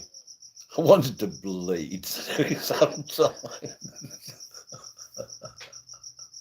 Such is the devotion for your woman, Rod B. Oh, brother. It's going to be such an enjoyable meeting when I get to Byron Bay. I absolutely dig it. Absolutely dig it. Absolutely dig it, man. You're such a beautiful human being, a wonderful male. I really implore you to go forth in Byron Bay and shake those goddesses up, because they have no idea that there are men out there that revere them so highly. Revere our women folk so highly. Now, to the fuckers in the chat that think it's all about conquer and take and rape and pillage, fuck the right off.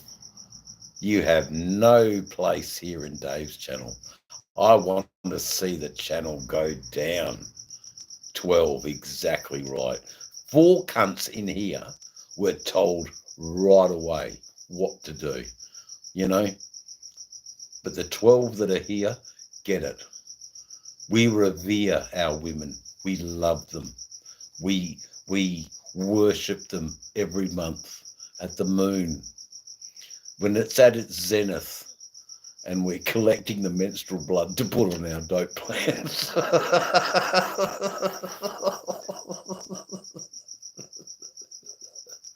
I don't know where the fuck this came from. But anyway, it came, it was spoken. I talked about it. 2 hours into the chat. I wanted to bleed too sometimes. Oh, Rod B and Nika, I'm so sorry for degenerating. But that's what happens here on Dave's channel. We talk about the most controversial things. Absolutely love your contributions. Love your engagement in the chat. I'm sorry I'm not for everybody.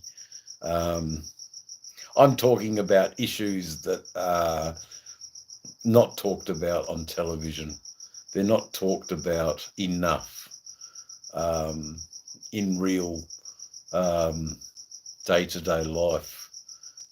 We need to revere our women and the sacrifices once a month they go through just to be with us. Amy, Nika, I don't know what else to say, but as women, I'd like to ask if I'm on the right track. Perhaps I'm not. I could do with being set straight.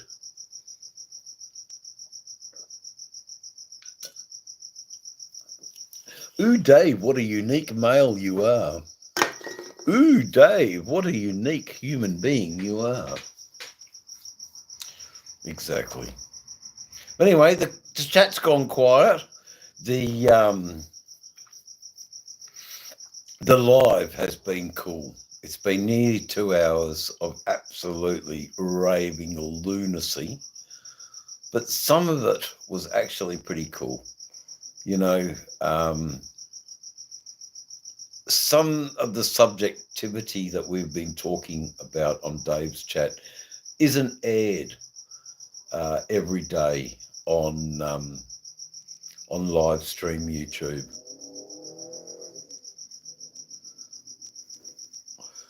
I think this chat will go down in history as possibly one of my better ones.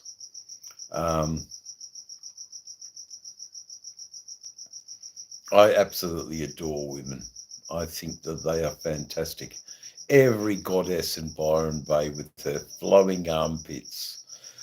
Why not um, hold your left arm up to the beach and let your hair flow in the breeze coming off the shore as it gently tickles your underarm hair and excites the mere male. The ruffling of a few pubic hairs that are underneath the arm that excites your beautiful woman to well, feel active, feel loved, to make love. But for Christ's sake, pull out at fucking Coffs Harbour. Don't go all the way through to Brisbane. Jesus Christ. Do you know how much it costs to raise a child today? I think your beloved woman won't question the fact that you don't love her enough to inseminate her, but that you were actually thinking about the future and you didn't want to burden her with yet another sprog offspring. There you go, chat. I wanted to bleed sometimes. I love that. Absolutely love it. Anyway, guys, I have no idea what the hell I've been talking about.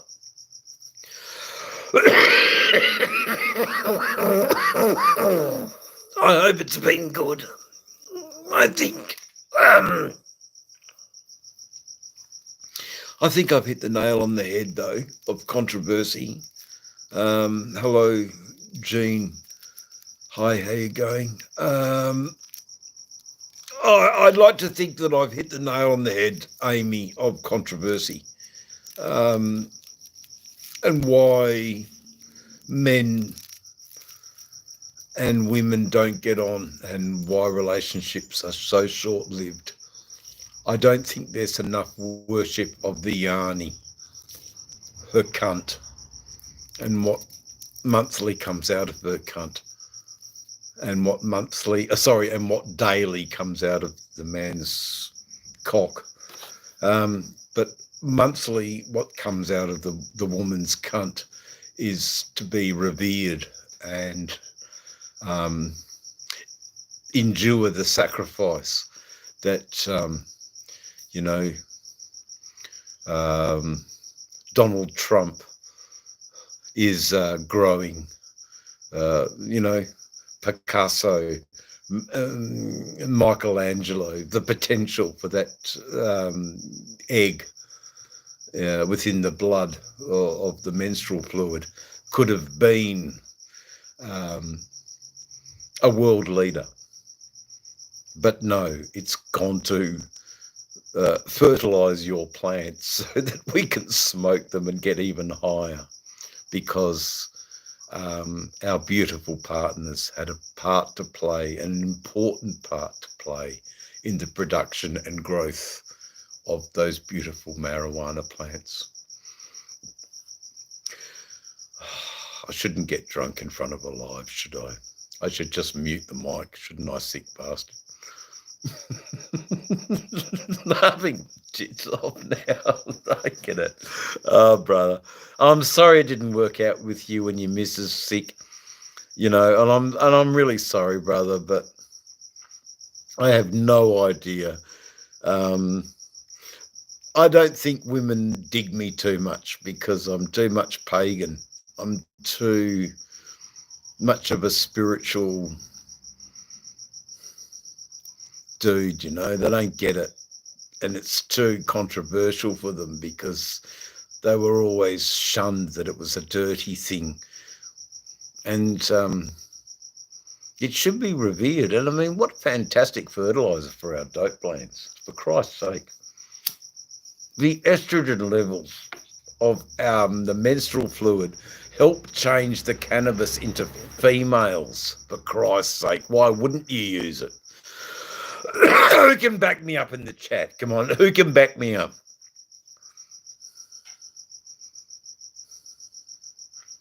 Yeah, no, they are. I mean, it's not about... I actually like some women on the inside more than the outside sick. You know, some women are beautiful on the inside too. You know, they're caring, they're homemakers, and they're the ones that get tragically fucked over and turn to meth and end up doing stupid fucking tricks on the street because their meth habit dictates, and then their beautiful menstrual cycle dries up and they can't give fertilizer for the nature of the plant anymore because they're on meth. And it's a sad indictment for the poor female, and they become nothing more than a simple eunuch because they can't produce children because they're high on meth. They're just nothing more than a eunuch. And they didn't even need to get their penis cut off. They just had to inject their arm full of meth.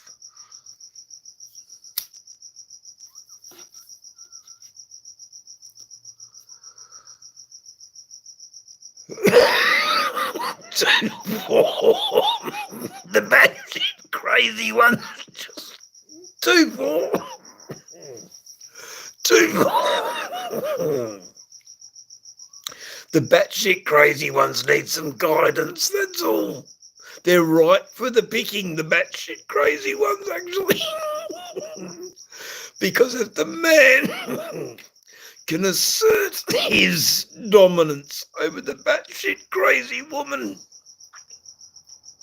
that she is worthy as a human being, you know what? You've got a marriage that will last forever.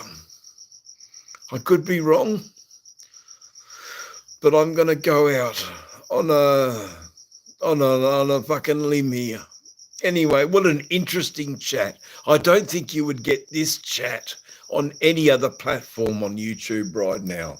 So for the 14 people that are here, how lucky are you to be involved in this chat, controversial as it may be.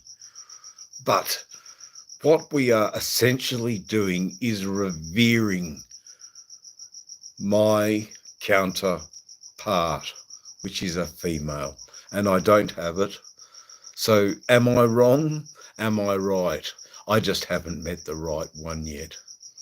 Or the ones that I did meet who were the right ones, I let go because I wasn't possessive. I was trained as a chef. I didn't need a cook. I know some. Yeah, some are cool, some are...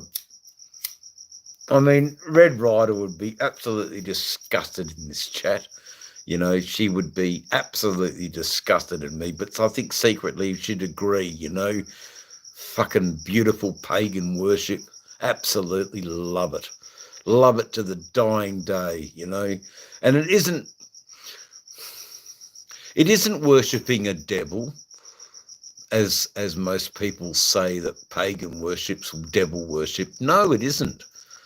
Pagan worship, as I understand it, is worshipping Mother, the mother of Jesus Christ, Mary.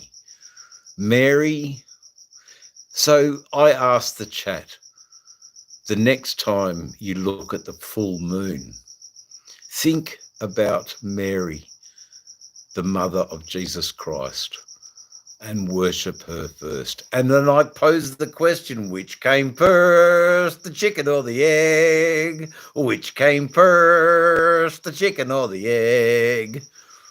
Which came first, the chicken or the egg? Which came first, the chicken or the egg? And I think religion's got it wrong. I think we should be worshipping a female thing, not a horrible sun that puts cancer in my eye and cancer on my hands.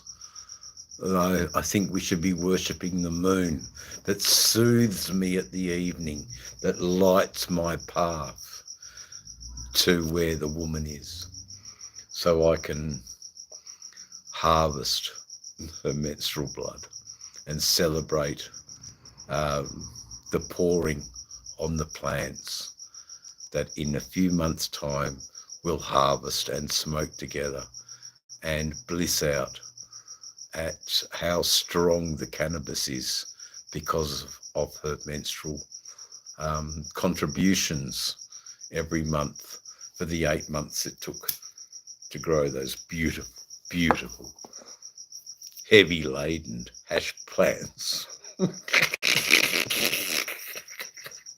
I should be looking at the now that's the answer. Yeah, exactly. Which came first, the chicken or the egg, man? And I know the woman was responsible for the masculine power. Without the woman, how the fuck could the masculine get the power? Man, we don't talk about the power of the woman enough. So anyway, that's what Dave's chats are all about tonight. I've drunk my alcohol, but I've revered in what I believe is to be, and a piece of string is twice as long. I know, Rod B, and I'm sorry that your missus didn't understand me and doesn't share my same philosophy, Rod. Maybe once she did. You just didn't have enough coin to keep that philosophy fucking rolling around. Rod, don't worry about your ex. I think you should worry about the bond. Definitely. I think you should pursue the bond. It's legally yours. And that's what happens when you split. You get yourself in all sorts of legal issues. And unfortunately, on this occasion, you will have to pay. Rod, I don't want you to enjoy that money off her. In fact, I want you to give that money to some poor, struggling children in America. Give the money to Adderley House, for Christ's sake. You don't even need the money. But you do need the principle. And I get that it's the principle. Women are amazing if you meet the right ones. If you meet a dumb shazza who has been bull-ringed her whole life, there's a bull ring, led her whole life. Good luck with that one. But if you've met someone whose father was an academic who gave that child some sense of, yes, dear. I've left me 3 chops there that you just have to cut up the fat still on the pan. I love the fat. No, I mean the fat in the pan so you can cook them. Oh, I love 3 that. chops, yeah, and then a couple of sausages. I love that. I love how I'm looked after here, chat. Gaynor. Thank you. No, we've had ours. They weren't enough to put in. You've missed out on a wonderful chat where I've been revering women.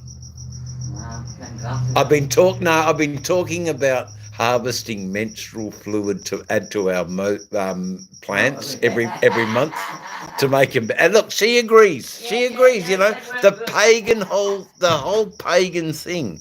It's true. Rod, what can I say?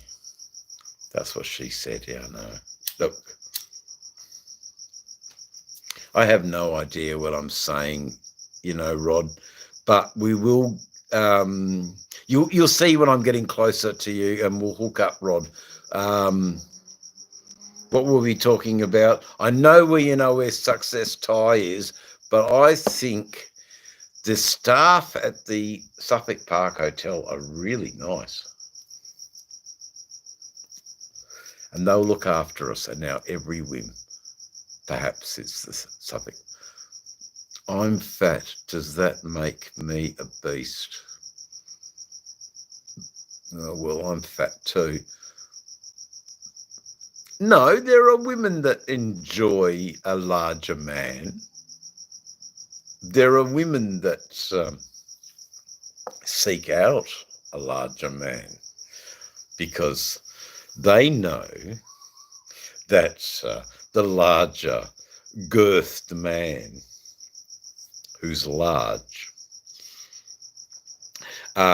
is a better lover than the most fit on steroid fucking YouTube sensation dickhead that has no soul and no understanding of the woman. And fucking absolutely. Yeah, no, absolutely we'll catch up, brother. You know, like, for fuck's sake, we will catch up. I will be breaking out the GoPros for that one, Rod B. And I can tell you right now, out of all the world, we're going to at least have one view. And one view that is important to both of us.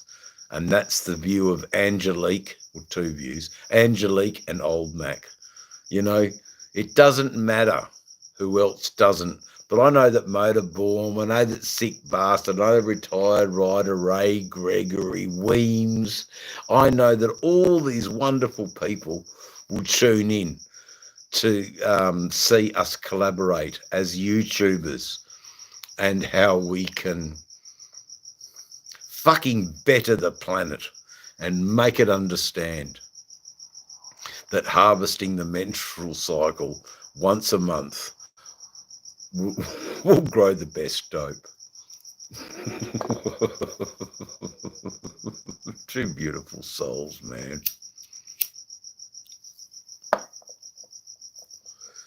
Now, unfortunately, the bar's run out for me.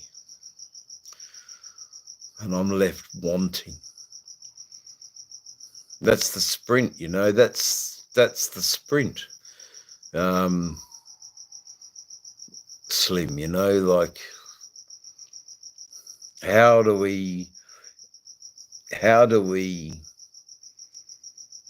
tell our women? I understand that Amy and Nika have gone. They've left the chat because it's just got far too controversial, and that's the fault of public media, who have shamed them that menstruation is a dirty and disgusting thing when it should be celebrated. Every month there should be a birthday for that egg that could have been the saviour, the second coming. But sorry, no, it's flashed into Tampax down the fucking toilet. No, I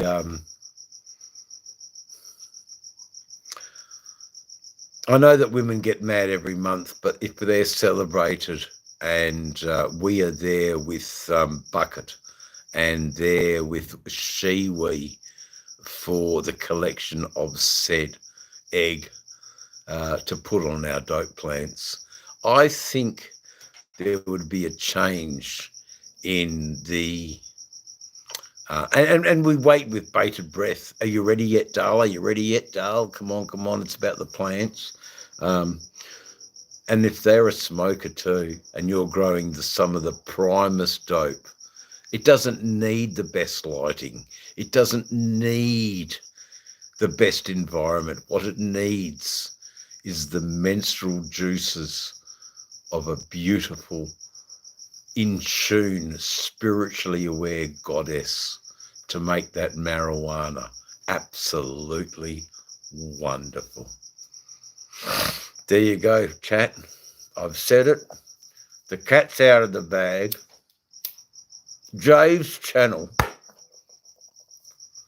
has all the pertinent advice. Now, if there are women in the chat that are laughing, great. If there are men in the chat that are going, good luck with that, great. But I think it's true. Where did I learn all this stuff?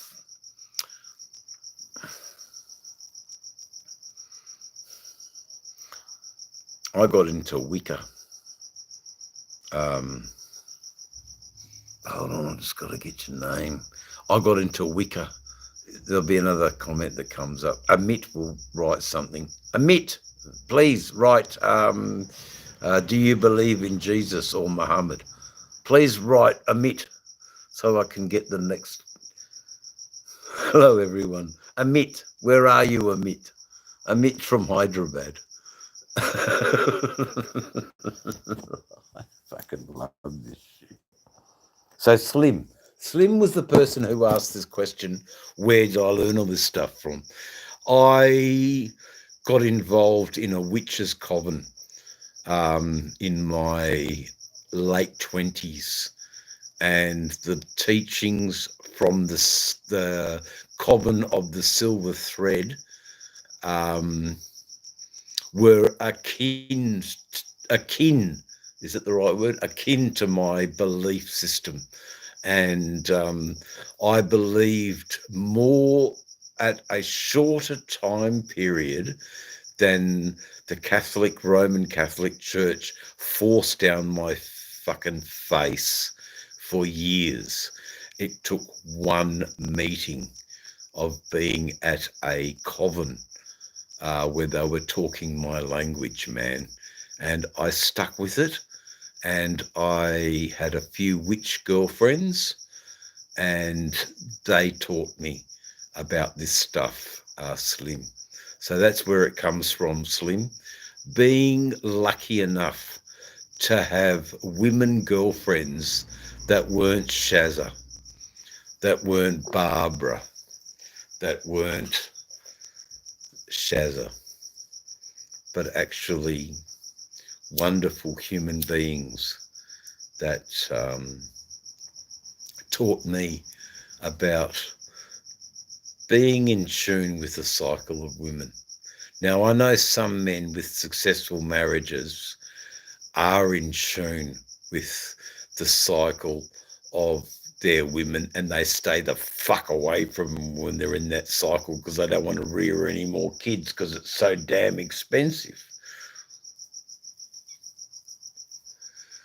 But they're not dope growers, so they don't understand shit. If you're a dope grower, you will revere and you will hang at that woman's every menstrual movement. Oh, my God. We all want to know, did you work? Slim, I did. And at my workplace, they poisoned workers with toxic chemicals, and I was the only one that spoke up. 4 years later, I got a massive payout, and I never have to work again. Eric Brockovich, 101. And all it took was me to go to and do an art degree at a lowly university in Australia and learn the skill of collating research. You can research, but you need to learn how to collate that research to refine it. So the end of the question, after 4 years, you ask the Allianz insurers, why did your client only employ cigarette smokers? Was it to mask the symptoms of the chemicals that you were, what's the right word here? When it's plumes, when you were just pluming them in the workplace for your workers to be poisoned because you didn't give them the adequate facial mask that they required as stipulated on the actual bags of the product. You gave them a substitute, sadly second best dust extraction device that was never going to capture all of the toxic chemicals. Unfortunately, a respiratory specialist agreed with my train of thought, and actually stated that 25% increment of Mr. Van Beek's lung deterioration can be attributed to not wearing the correct inhalation prevention. Thank you. 175 grand, I'll take that. 25 grand to the lawyer, left with 150. Centrelink wants 32, they take 32, I'm left with 109, 108. Thankfully, I pursued my superannuation to give me TDP, and they paid out an extra 24, and recently last year they gave me an extra 32, which was what the Centrelink took out. They had to pay that as well, or else they'd be in trouble with the taxation department. It was in their interest to pay me out, and I took the money. And anyway, that money, that $32,000 that was later paid, bought this. There you go. So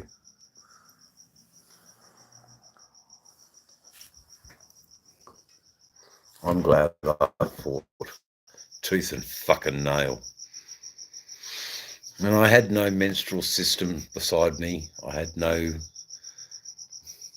one in my corner. So that's why I'm a bit standoffish.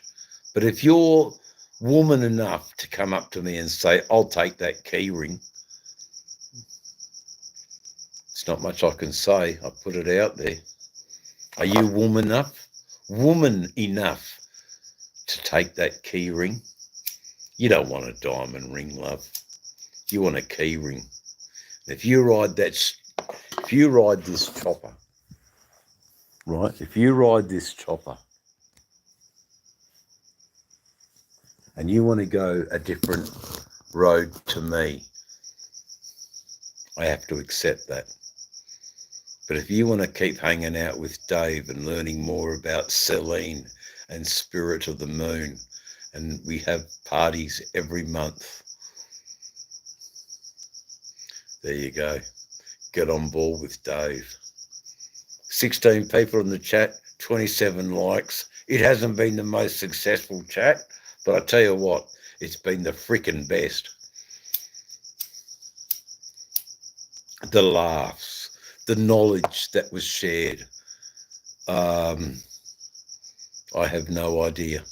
I'm going to start reading the comments now, but I have been largely ignoring the comments through this chat. And you should ask where I learnt all this stuff, Slim. I should at least say hello to Melinda M. Damon. We are talking about the reproductive system of the female human being, and why the male is sadly languishing in divorce court because he doesn't understand the importance of the female reproductive system.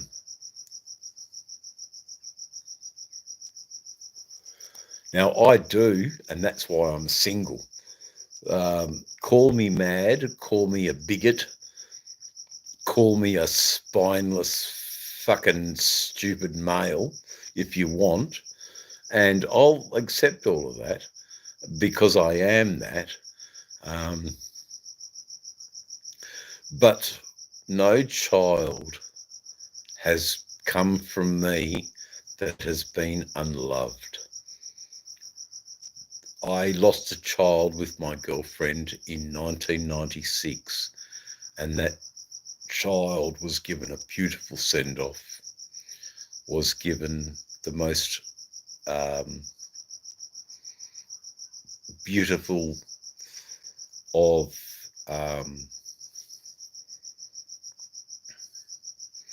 send-offs. That child would have been 22 now, and how the fuck am I going to explain to her or him that I loved her mother when I conceived you? And I didn't. And that's why you became a stillborn in a bucket. It's because I didn't love your mother, and your mother forced me when she was of ovulation time to inseminate her, and my insemination wasn't as virile as perhaps someone who drives a Skyline car and doing burnouts and is 23. Sorry, darling. We all want to know, did it work? Yeah, Slim. I always grew this way in Ninban. I harvested. I lived on a commune with lots of women, and I always harvested their menstrual blood for my plants. I'd be like the monthly, when you get those guys that every week they go around and they pick up the shit cans in the places of New South Wales where they couldn't have sewage, but they had shit cans. I'm one of those guys. I would go around to the women, collect their menstrual blood, water it down, put it on my plants, and then I had to give them like half a fucking pound, because I would say that they contributed into the growth. I mean, I still did all right, but so did they, man. They had heaps of pop for the rest of the year, man. They loved me. They didn't like my methods very much, but I told them that I learnt them from the witches, and the witches told me to do this, so you have to do it. And don't feel bad about it. Just get in, go in the... And I harvested their blood, and I put it into containers with water. I put it on my plants, and I had some beautiful heads, man. There you go. So that's a little bit of oversharing 101.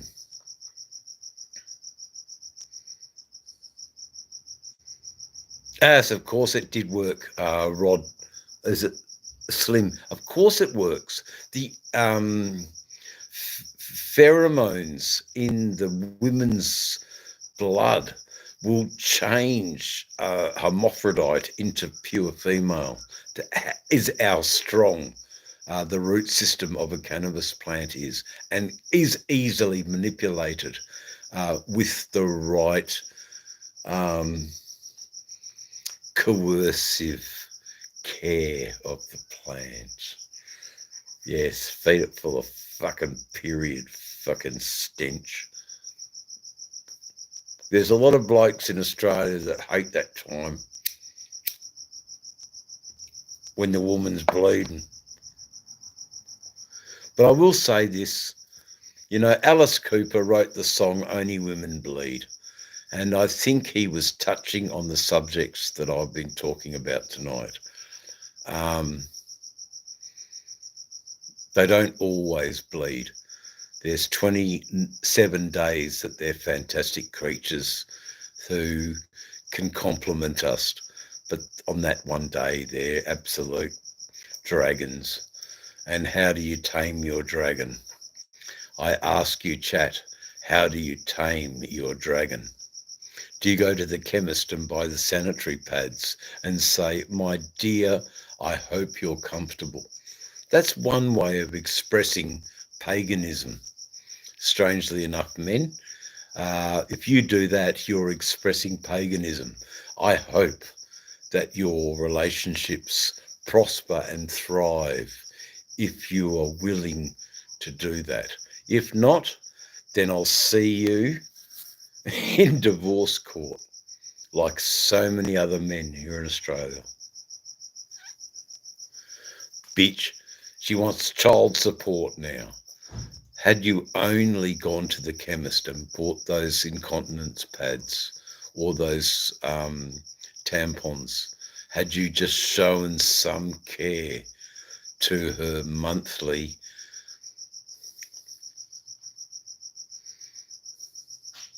change of mentality, it could still work. Am I right or am I wrong? Please chat, let me know, please. I would appreciate the 14 people to make a comment on the statements that I have just previously made, and I'll just read them for a bit.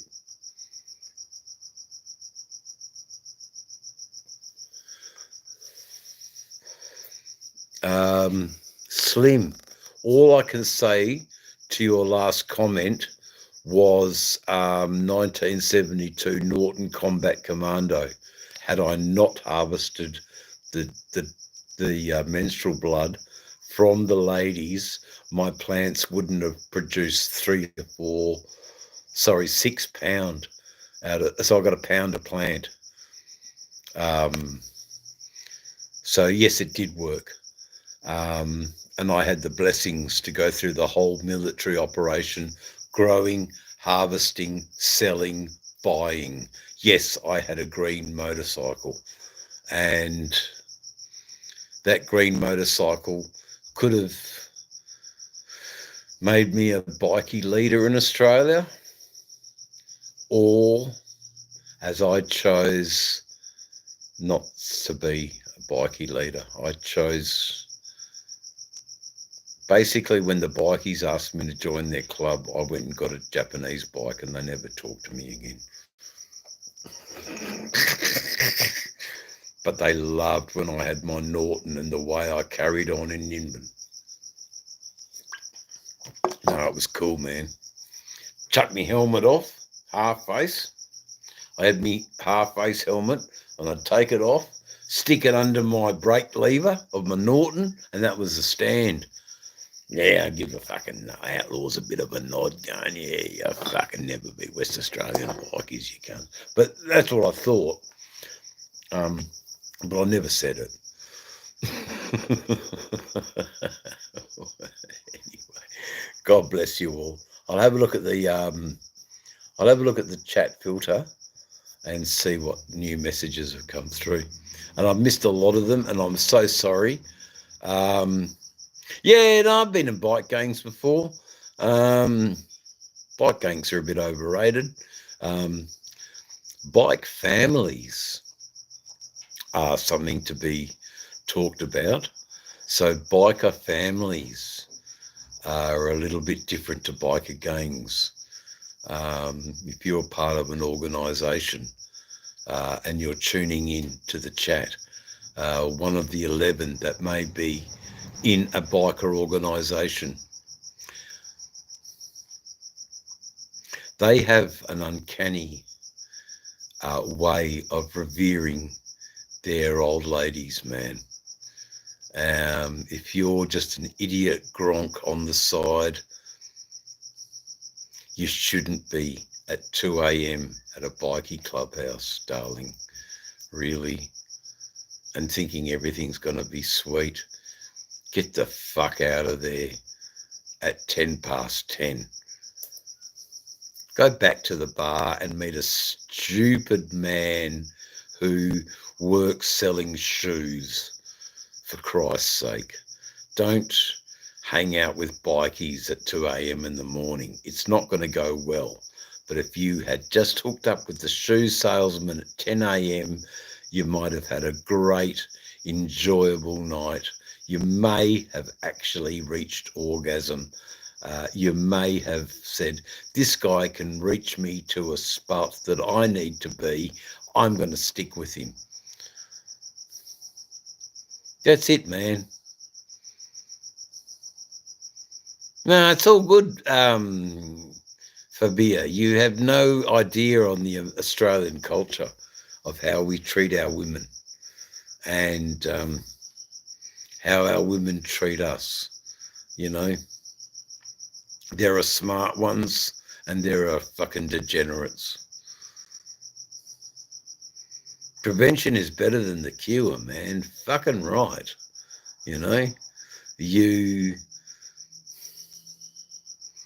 can have a wonderful relationship with women and you can have an awful one with them. You know, it's comes down to how you revere their monthly cycle. I think that's, and I don't know fuck all about women. I've been single my whole life. And there's a reason I've been single my whole life. Because I, my dear fellow chats, am Pinocchio. The boy who never grew up. The boy who never grew up. Who couldn't take the responsibility of being a father. The boy who could not take the responsibility of loving their woman unconditionally when they turn into an absolute homicidal maniac.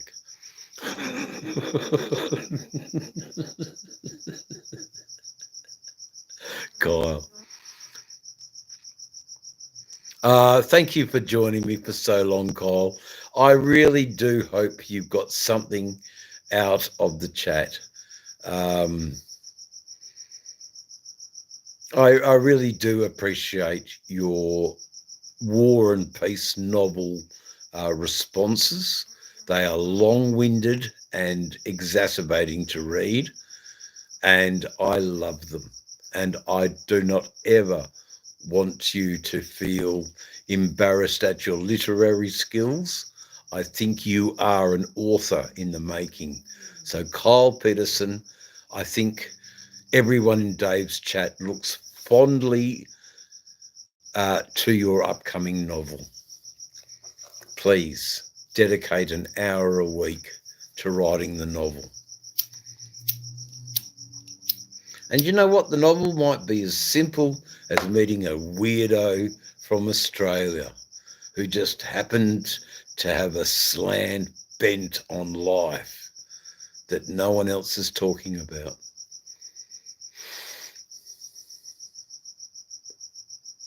It's a pleasure, Matthew.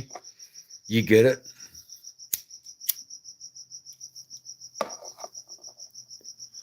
Matthew, welcome very much to Dave's channel. Matthew, I appreciate your comment in the most highest regard.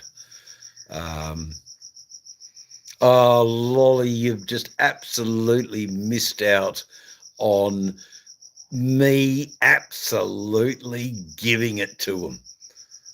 Lolly, I have no idea if I'm right or wrong.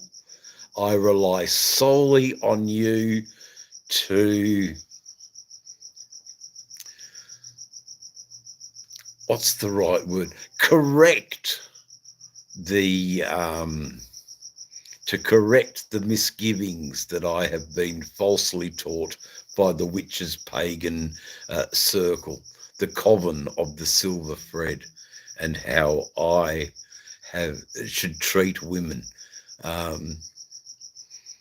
Oh, Lolly, I'm so sorry that you might be worth a rewatch for Lolly. I think it would be I think it would be sick. I think this one is definitely a rewatch. I have said a few things that are very fucking controversial in the aspect of the relationship between men and women. I would gladly appreciate your perspective as a grand wizard of the pagan culture. I mean, you can't marry a frog and not be a grand wizard of the pagan culture, for Christ's sake. I mean, Lolly, for Christ's sake, you are witch incarnate. And I mean that in the most blessed of ways. There you go. Ah, brother, I'm so sorry. Sister, I'm so sorry that it's difficult to comment. Yeah, it might go viral. Why not? You know, like what I'm talking about is some damn interesting stuff, you know. And if anything, the guy that wrote it might go viral if it alleviates divorce court from its backlog, because the man is a little bit more in tune with the woman's cycle. There may not be as much demand on divorce court. You know, divorce court shit. It's horrible, it's ugly, it's nasty. Grievances are aired. No, it's not nice. Marriage and weddings are great, but there's not enough celebration and focus on the monthly cycle.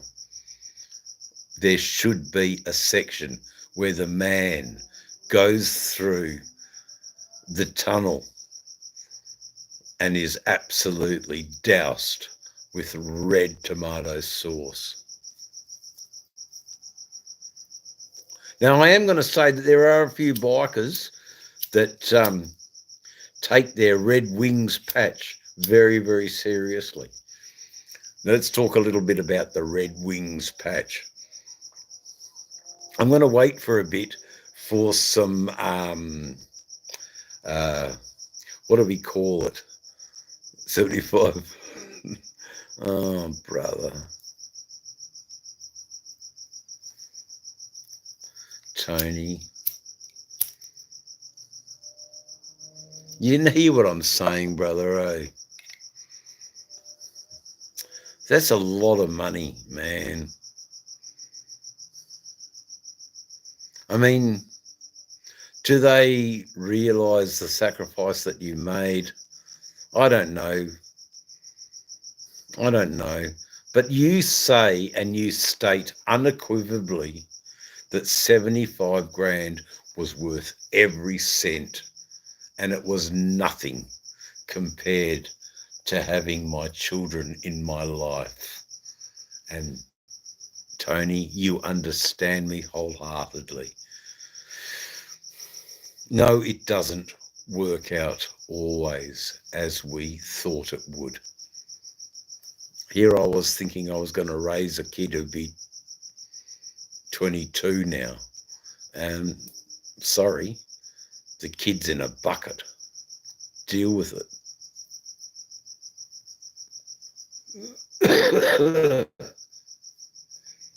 No, I'm going to talk to that lady in about 2 or 3 months. The one I'm referring to, who told me the news that your child ended up in a bucket. You are not worthy as a man. You can't even father a child that just ends up in a bucket.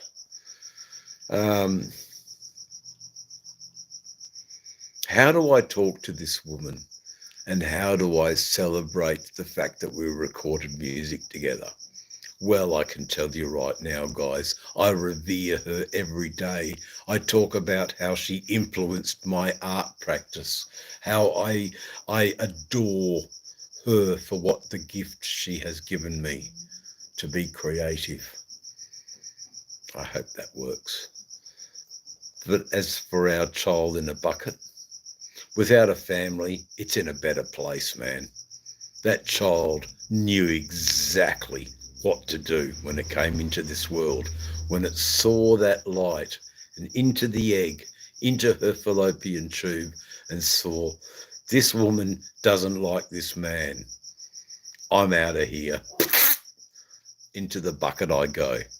I think that child was smart. A real frickin' Einstein of a stillbirth, I'm going to call it. An Einstein of a stillbirth. was my child. There you go, guys. No, it isn't deep. It's just how you compartmentalize it, Fahid.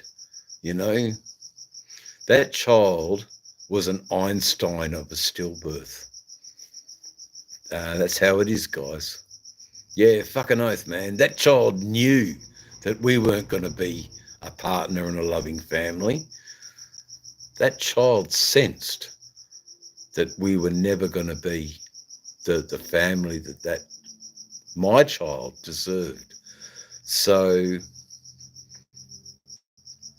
even in the conception, it was forced. The conception was forced. It wasn't a natural, loving thing. I was not the wonderfulest lover in the world. I was so caught up in today's living that I had no idea of the magic that was going on, that was above and beyond me. But my child did, and my child was an Einstein of a stillbirth. There you go. Beautiful, beautiful comments to my stillborn child. An absolute Einstein. To know what the fuck am I going to be hanging around? You know, these pricks of parents ain't going to give me a damn. You know, he's off riding his motorcycle around Australia and she's fucking hounding the Centrelink to try and chase me down for child maintenance. I could just imagine it, but it never happened. So it was a lovely clean break. But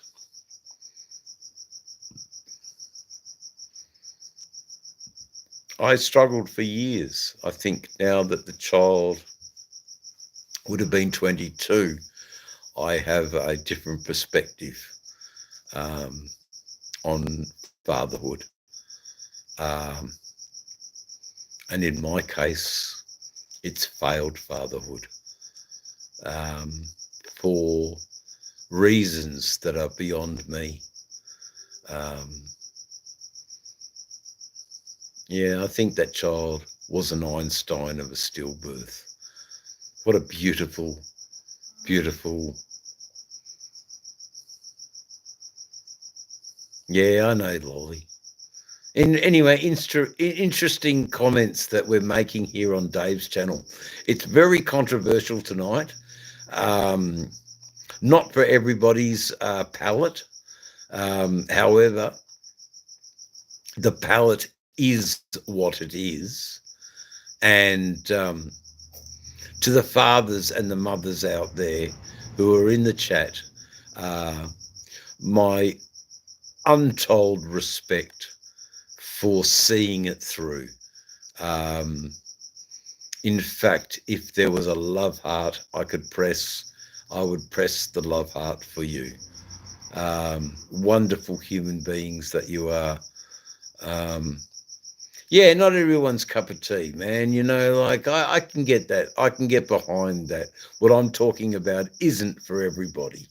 It certainly isn't for something going viral. No, it isn't. It's for the intimate group that have joined me here this evening to reflect on the choices that they've made in their lives, in their short time on this earth. Some have produced and some haven't.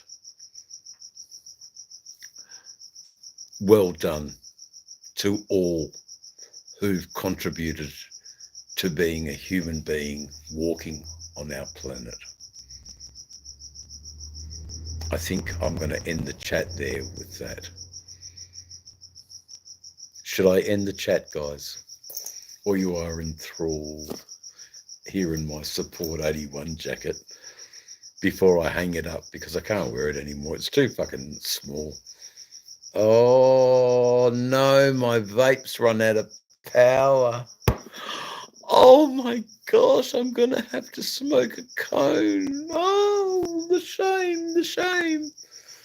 Well, the shame is that my poor viewers have to put up with my belching and coughing, spluttering, and other things. But anyway, Lolly, I have no idea. Joyful and most horrific times of my life. Exactly, you know. I appreciate Lolly so much. I think Lolly is a wonderful human being. She is taking care of my beautiful friend, Shane, who is a wonderful human being. It's all good. It's all good, Matthew. It's I appreciate your contribution in the chat. There's not many people that just come into Dave's channel that I give a spanner to.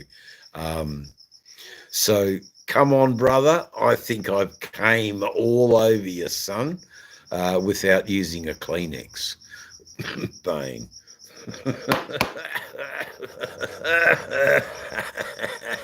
What a dirty cunt I am. No, you're all right, Matthew. Rock on, son. Yeah, well, whatever, mate. You know, like, of course I'm Santa Claus. I am the spirit of Christmas. Anyway, I'm going to try a cone of this stuff. I don't smoke it very much. Truly, we just got love for our kids. Tony, you know, I dig it, man. You know, I really dig it.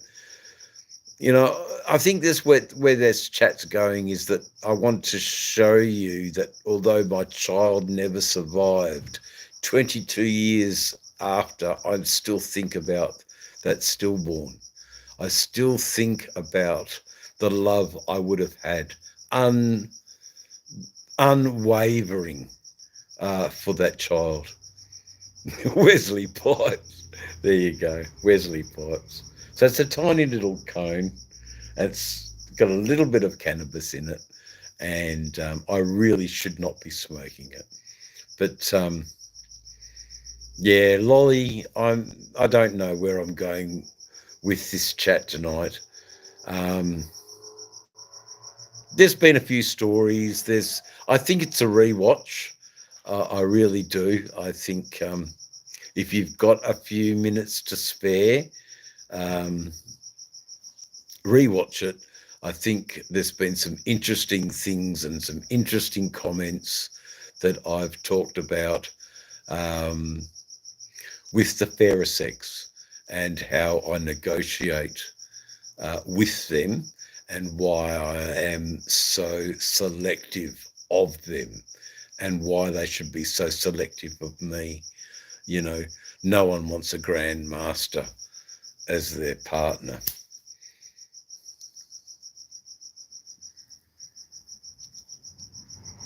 Forced into monthly rituals. They just want to live a life watching Doogie Howser on the TV. Women today just want to watch Doogie Howser, man. Doogie Howser MD. Rather than doing extensive rituals on the pagan zenith of the moon. The pagan zenith of the moon. Anyway, here's my pagan zenith right there, guys.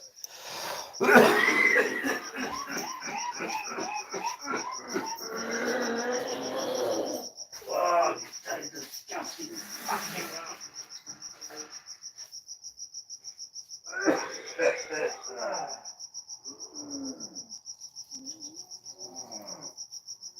That was fucking nice. What a lovely cone that was.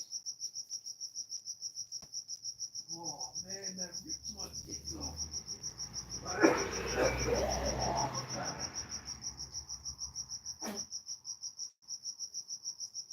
That fucking ripped my dick off, man.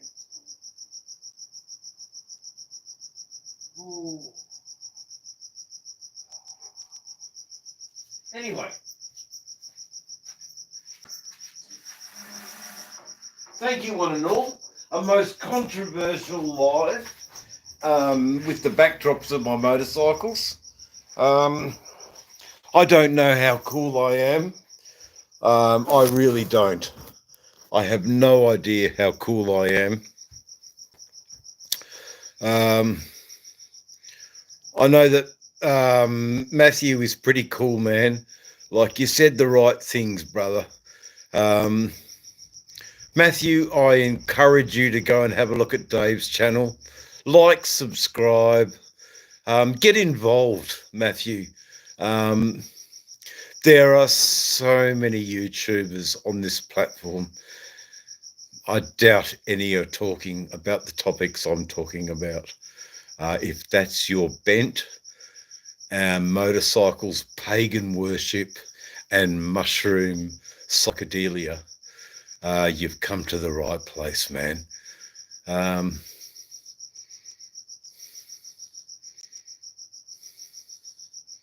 They're crickets, man.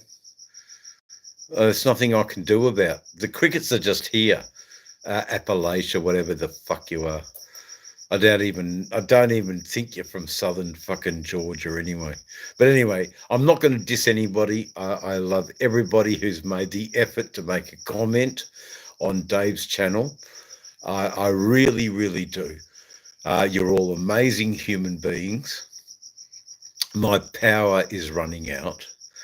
There's not a lot I can do with 2% of the power. I'm just trying to get the brightness correct. I will get it in a second. I just need to put it up a little bit. Okay, so I've got a few percent left. It's not the end of the world. We're still here. I can still read 2-4. 2-4. I'm sorry if this was a very controversial chat. No, I'm not old Mac, but I so need his guidance. As an 84-year-old man, he can whip me into shape, and I will totally accept his criticism. 2-4. Oh, Nika, I hope I haven't been disrespectful at all to the female form. I hope that you have felt empowered by being a female on tonight's live. Certainly you were singled out as a female. I hope I haven't been disrespectful to the females. Man, you do you, Dave. That's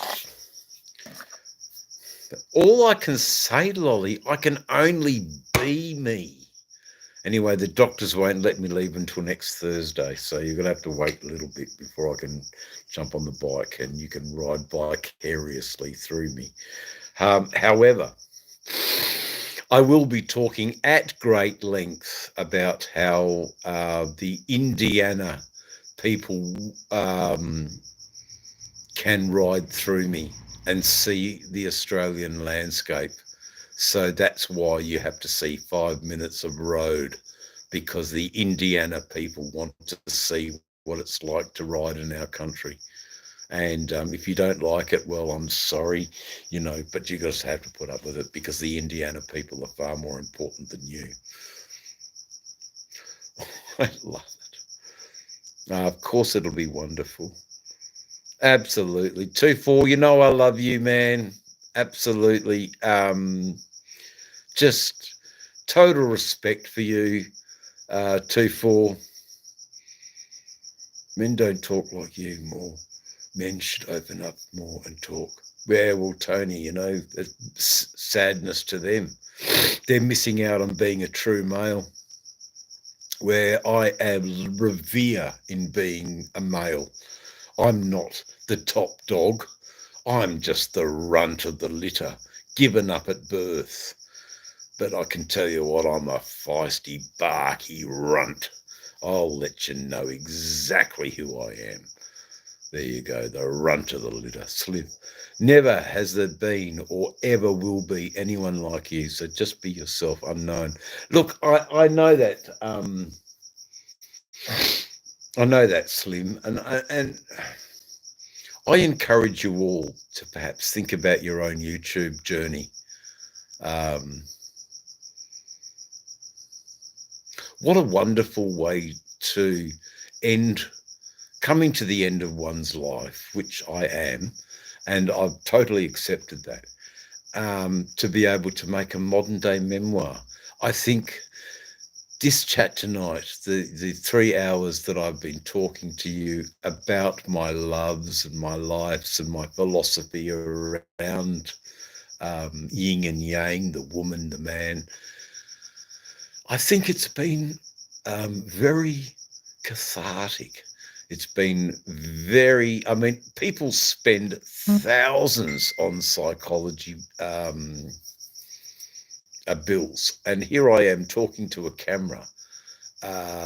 You guys are essentially my psychologists. Good or bad, but Lolly, chief psych of the ward. Matthew is just a underling ward. What do they call those? Orderlies. Matthew, I'm sorry, but you're only an orderly. But Lolly is definitely chief psychologist. She runs the paperwork, the show. What goes, what she says goes. Matthew, if you were to make a suggestion, it would have to be run through Lolly. You're just the underling. But you have a place in prominence. You have a blue tag. Not everybody gets a blue tag, certainly not a Mitt from Hyderabad. I hope you're enjoying the show, guys. I have no way of knowing if I'm entertaining you or if I'm not.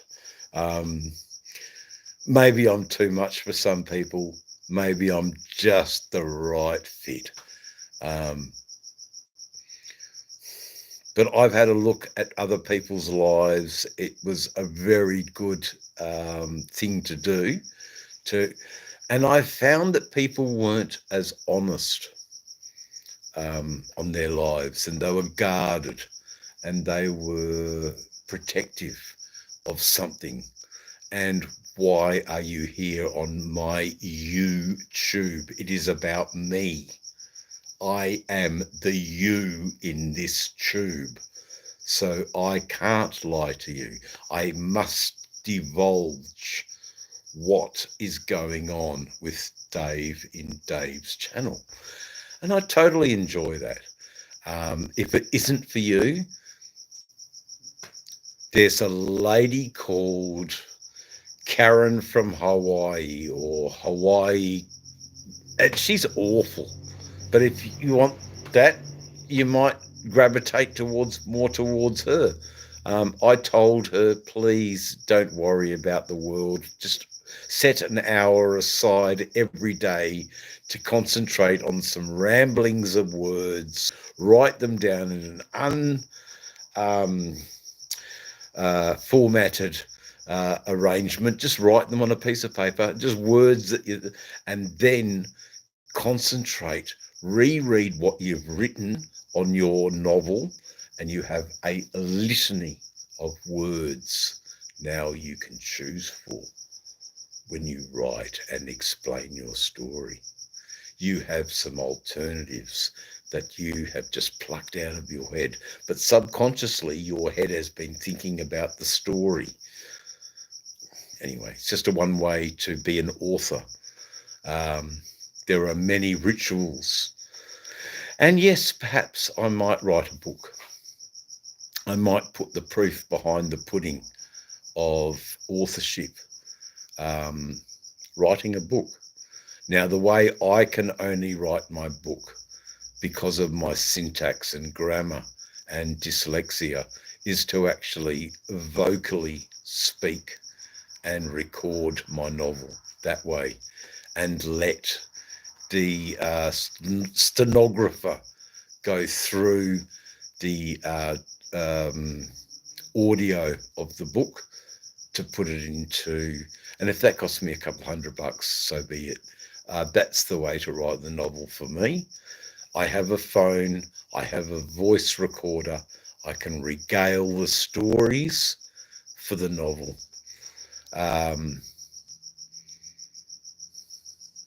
Lolly, I'd love you too, darling. I think we'll talk about, yeah, okay, Lolly, done, Lolly, done.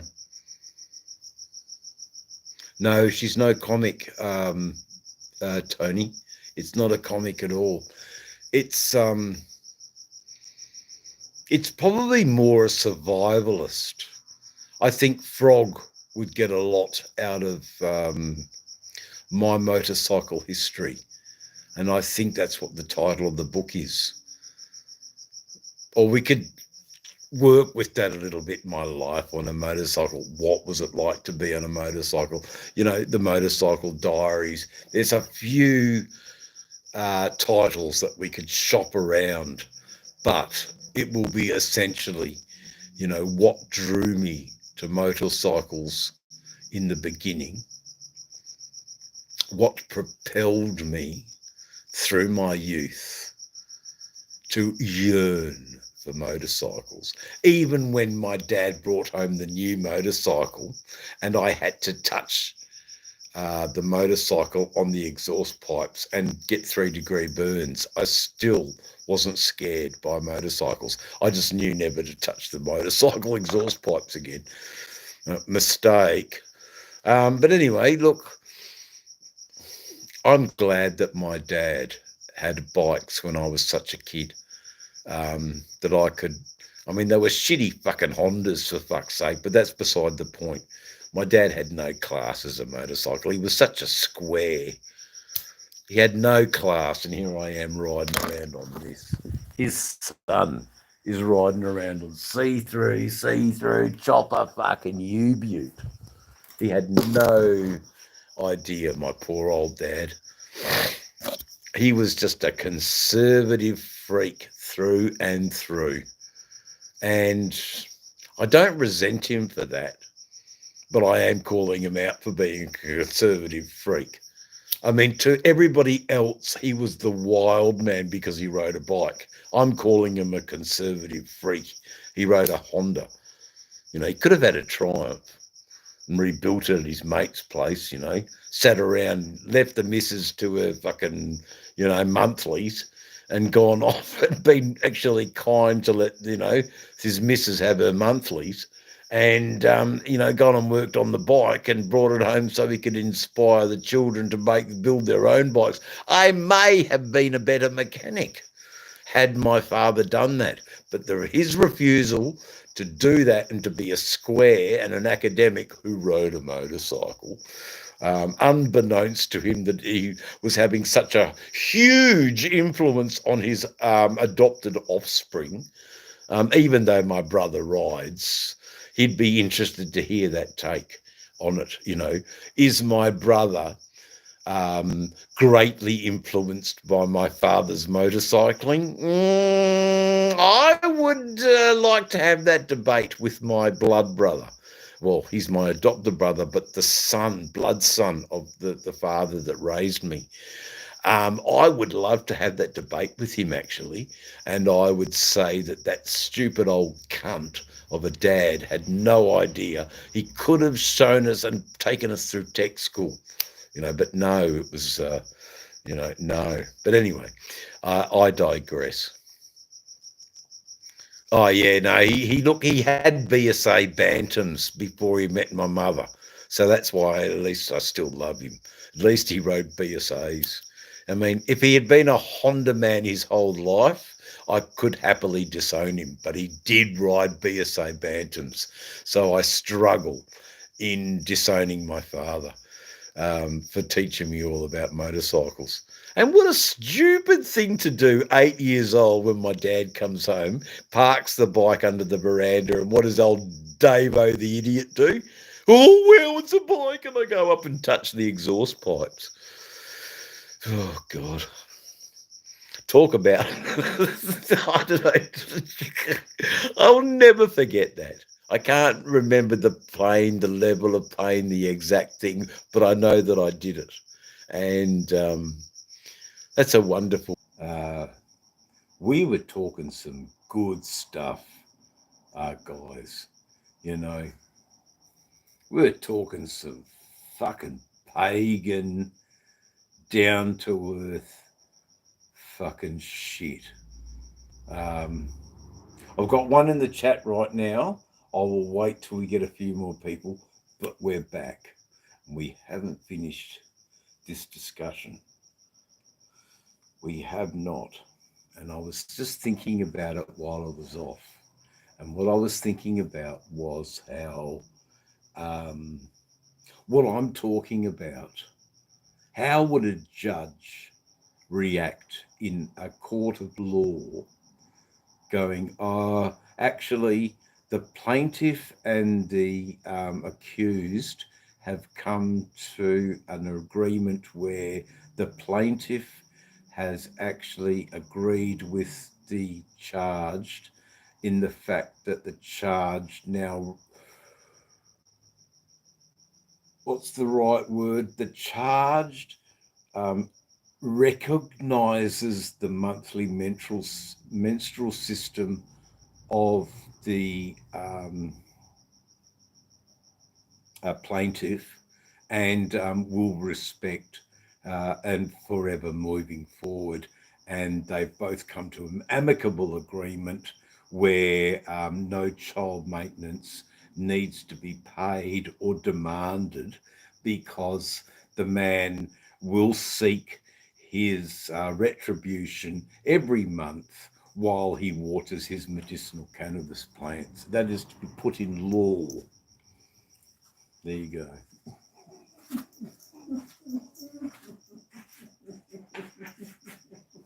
That is to be put in law. That there, guys, was an absolute short in the making. Lolly, I don't know if you caught that, but I think that's a short. You know, when the man can respect the farm that is the potential lady that he is with, the farm, for Christ's sake, you know, he's got his acreage. He just got to love that acreage, man. Lolly, it's funny, you give me hope that life will be better. You give me very much hope, Lolly. I very cherish your friendship, as equally as Frogs. Not more so, not greater than, not anything, but equally as like Frogs. Frog has helped me out with my 81 business. Frog is to me the embodiment of the 81 supporter. He's known them his whole life. I have known them my whole motorcycling life. Never allowed to get close. When I did get close, I was basically told to fuck off. You know, I thank that senior officer that sent the prospect to shove me off. He was telling me a lesson, man, you do not want this life. You do not want it. I think Jesus and God was working through that outlaw that day. 40 years ago, Jesus, God, the code of the outlaw. You don't want to be an outlaw, man. Be Dave. Be who you are. Speak for the outlaw. Pray for the outlaw. Pray for the in-law. Pray for the woman. Pray for the man. Pray for the unborn child that lies in a bucket. Pray for the raised child that succeeds all of the parents' desires and becomes a PhD doctorate holder. And there you go. What the fuck can I say?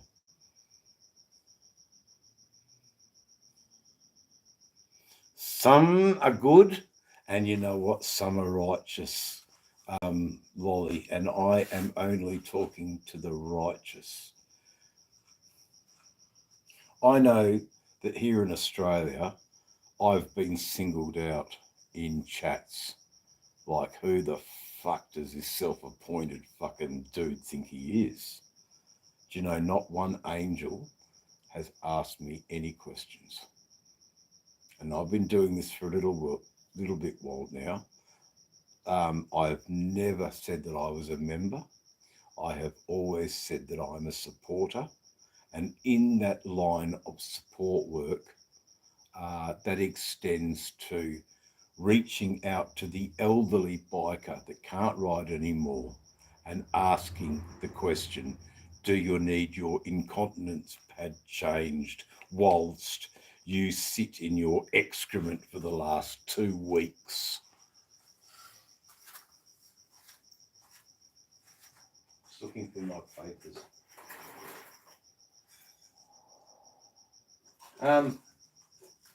It was an email I sent off in September 2020 to Sonny Barger's American email. I think it was 2019. I was first made correspondence with US Sonny Barger. Now, I believed we were talking about a few things in Australia, and I was humbled to have a line of direct chat with you, that love and respect for all things. 2 wheels is what you've promoted your whole life, and I respect that. I don't know any of the presidents of the Hells Angels in different chapters in Australia. I don't know anything, but I can identify a death's head, and I can identify the red and white.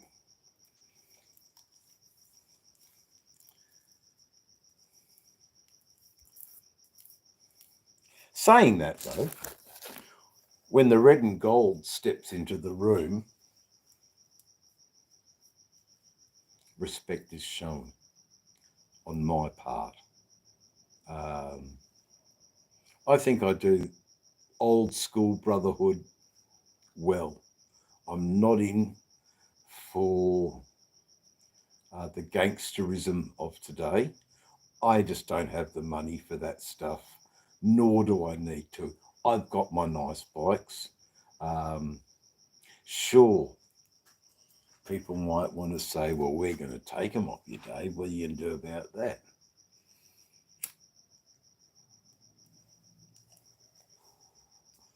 The fact is that I can prove them on paper. So yes, I will be contacting the police, and I will be getting a full reimbursement from my insurance company.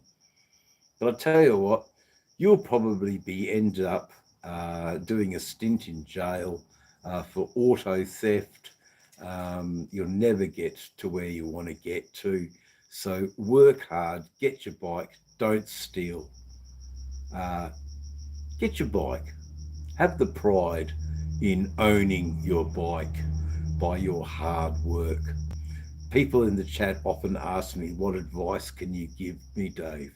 They're 20-something years old, whatever the freaking heck age they are. And the advice I can give to them is, you want something, you work hard for it. When you work hard for it, you value it. Do you know, I had a doctor tell me about my disimproving health yesterday, that I was very close to death. And then I had a mechanic say, oh, man, you look after your bikes. These bikes are really well looked after. I was more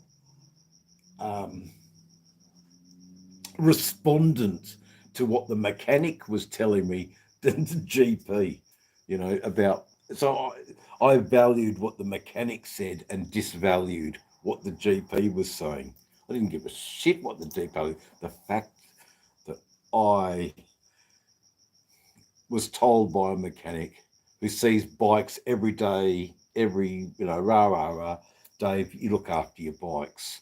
You're doing the right things. You don't need to do a 3-hole service at 9,000 kilometers.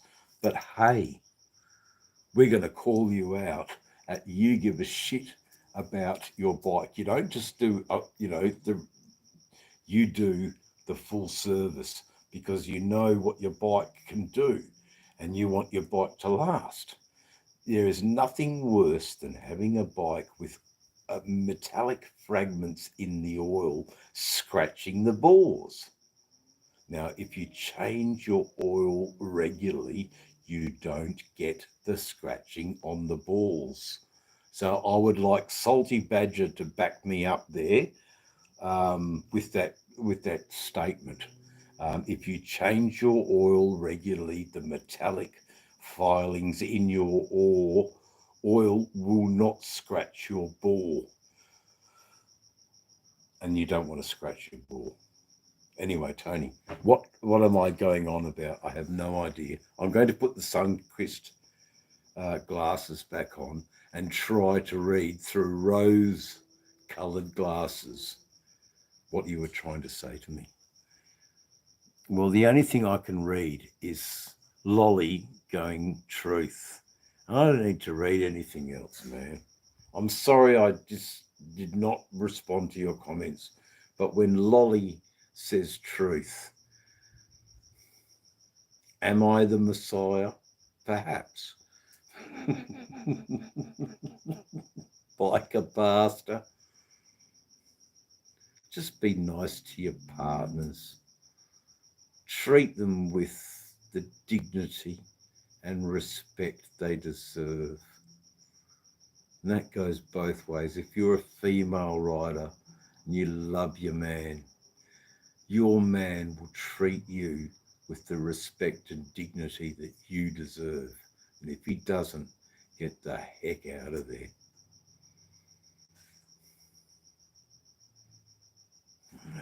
I'm just a shell for the Messiah. I know, a shell for the Messiah. You know what I mean, darling? I'm not claiming to be holier than thou. I just want the whole motorcycle community to dig each other, man. And it doesn't. We have arguments. We have wars. People lose their lives. They weren't even riding their bike. Bikers who weren't even riding their bike at the time lose their life for the lifestyle that we love.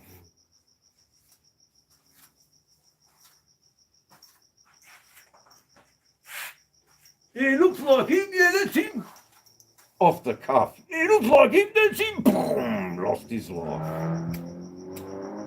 Because he's got a beard.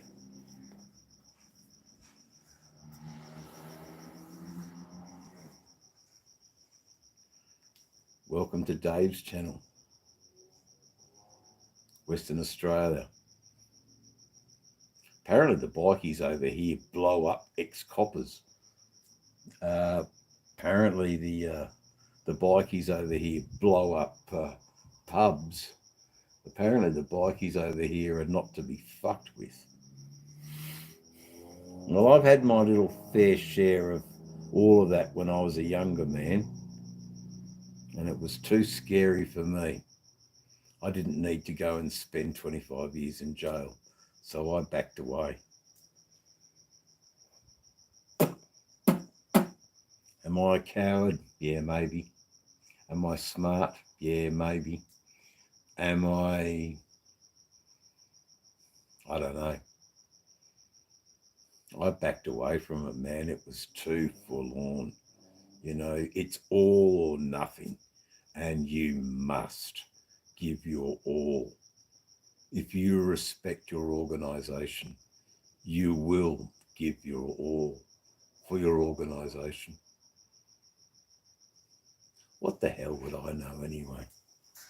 I'm just a fucking freelancer nomad with a bit of fucking facial hair. That's all. A freelancer with a bit of facial hair. Well, what I will say when I'm dressed like this is free all angels worldwide. There you go. No angel should be in jail because they were a Hell's Angel. Oh, it was him. Looked like him. He was wearing the same jacket. What a stupid fucking incarceration. Yeah, that's it, brother. Anyway, I haven't looked at the chat for a little while, but Lolly, totally, absolutely respect your judgment, your call, my old lady coach, if you know what I mean. That's why I want to take Paddy Mum to Thailand with me. I don't want to go there by myself. Crazy. My mind is like the daydreaming. Yeah, mine too, at a lot of times. But I actually got out of my daydream today, Crazy Crunch, and for 3 hours, nearly going on 4, I told it how it was.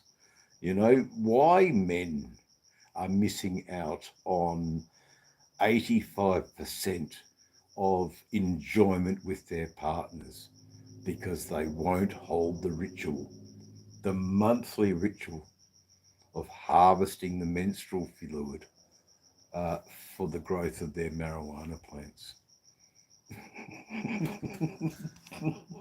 Join us in the glory and the celebration of the menstrual harvest.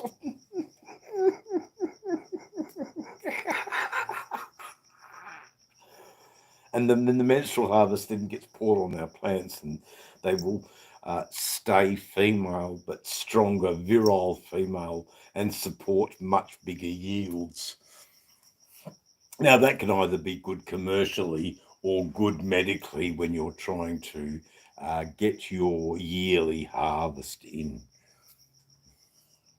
I mean, it's got to last a year, for crying out, saying you only have, an X amount of window to grow your said relief.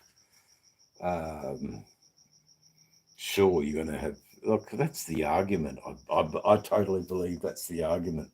It may seem like a lot to you at the time, but then as the year goes on, that diminishes. You stupid judge. Take your finger out of your fucking ass and stop playing with little boys.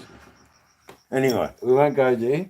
But Lolly, Frogzilla, Rod B, very proud to have got behind the Frogzilla's GoFundMe and promote it here on Dave's channel for an absolute injustice, for a man who loves his wife so much that he will grow some cannabis so she doesn't have to worry about the deformity in her leg,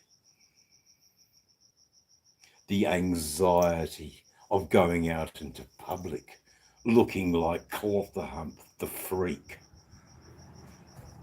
with her horrible limp, but a husband that knows all too well about the monthly rituals of living with women and how he knows how to celebrate them and dance his pagan dance and collect and spread amongst his wonderful plants in a joyous and wonderful celebration, only to be snatched up and disregarded by stupid law enforcement that has no clue about the reverence that was put into that garden bed.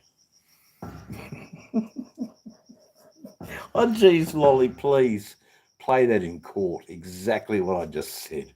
You know, how you have support as a medical cannabis caregiver.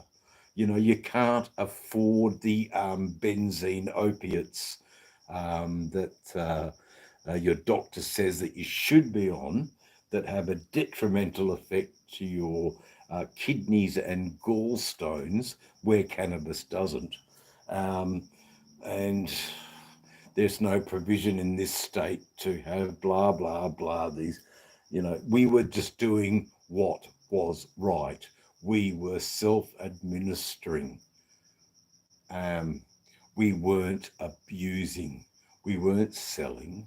We weren't giving it to the kids from school to go and have at the local McDonald's shop, have a couple of bongs, and because Frogzilla's weed's so strong, they get in their car, do a burnout, exit the hamburger joint and take out a Amish family. You know, I could just see the headlines. I support what your man was doing for your overall wellness. Why is that a crime? Well, in your country and in your state, you have other powers that be to prevent you from achieving your best outcome in your health. Why should I be penalised because a few bureaucrats don't want the kickbacks or don't want to give up the kickbacks from the Pfizer company? There's your defence right there. That's your fucking defence right there, Lolly.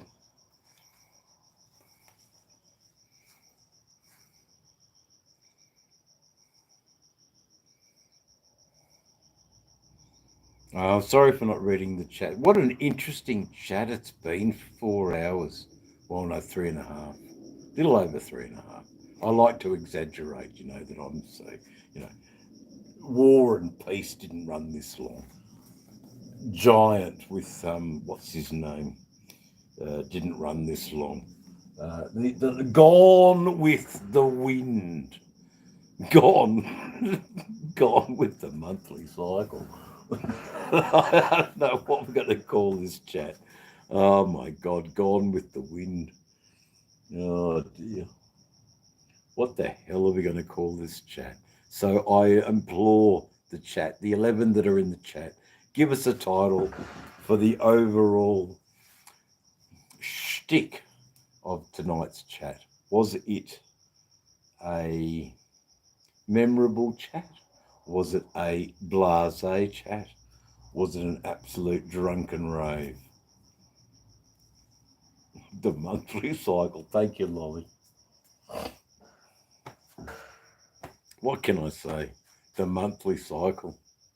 It's a perfectly good chat to have. Am I being rude? Am I overstepping the mark, Lolly, to talk about these issues that as a man I have not a clue of?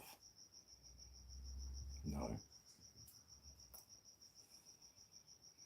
Does it empower women that I talk about these issues? Does it empower me as a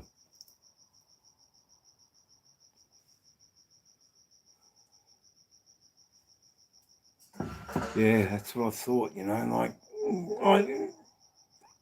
my women friends I absolutely adore. You know, it's not, you know, I just value their input. They do. I am going to say the old cliche here, Lolly. Men are from Venus. Women are from Venus, men are from Mars. There is a little bit of truth in that. But it's such a false claim too.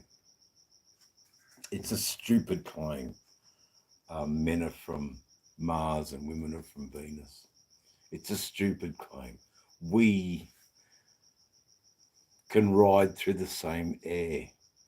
We can experience the same bee that stings us, because it stung me and then bounced off, but the sting wasn't totally dislodged. And anyway, dislodged in her face. Anyway, her face ballooned up worse than me, and yet she's so staunch. Men are from Mars. Yeah, that's it. Men are from Mars, women are from Venus. And I don't know if I fully subscribe to that way of thinking. I don't believe we're that different. I believe we're ethically the same, which ethics guide our judgment into who we are. So I think that men and women are ethically the same. We have different things that we can do. But I can tell you right now, man, there are women out there that can do more masculine things than I ever could. It's not taking away any remote part of their femininity. Oh dear, she's a voluptuous woman, and she drives a container truck. She's blonde, she's Australian. I think her name is Amy. I could be wrong, or Shazza, or whatever. But she's as ochre as they come. You know, she puts the emasculated Australian male to absolute shame, because the emasculated Australian male could not back a road train where she can. And I dip my hat to this woman who I see very much on shorts and YouTube and reels and so forth. She's made a lot of content about being a female truckie in Australia, and God bless her.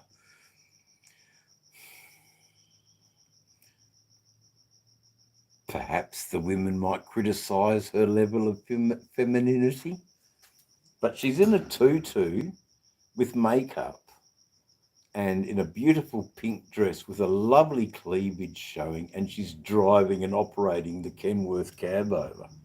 I mean, really? That's feminine as. Oh, sorry. There's a few blokes in their trucks that are like that too. Oh, I forgot about them. Anyway, that's enough. I hope you had a all good laugh. For the 8 people, oh man, I'm going for a nap. No worries, Robin. I hope you enjoyed the chat. I hope you enjoy the bentness of Australian humour, the idiosyncrasies of us biker folk.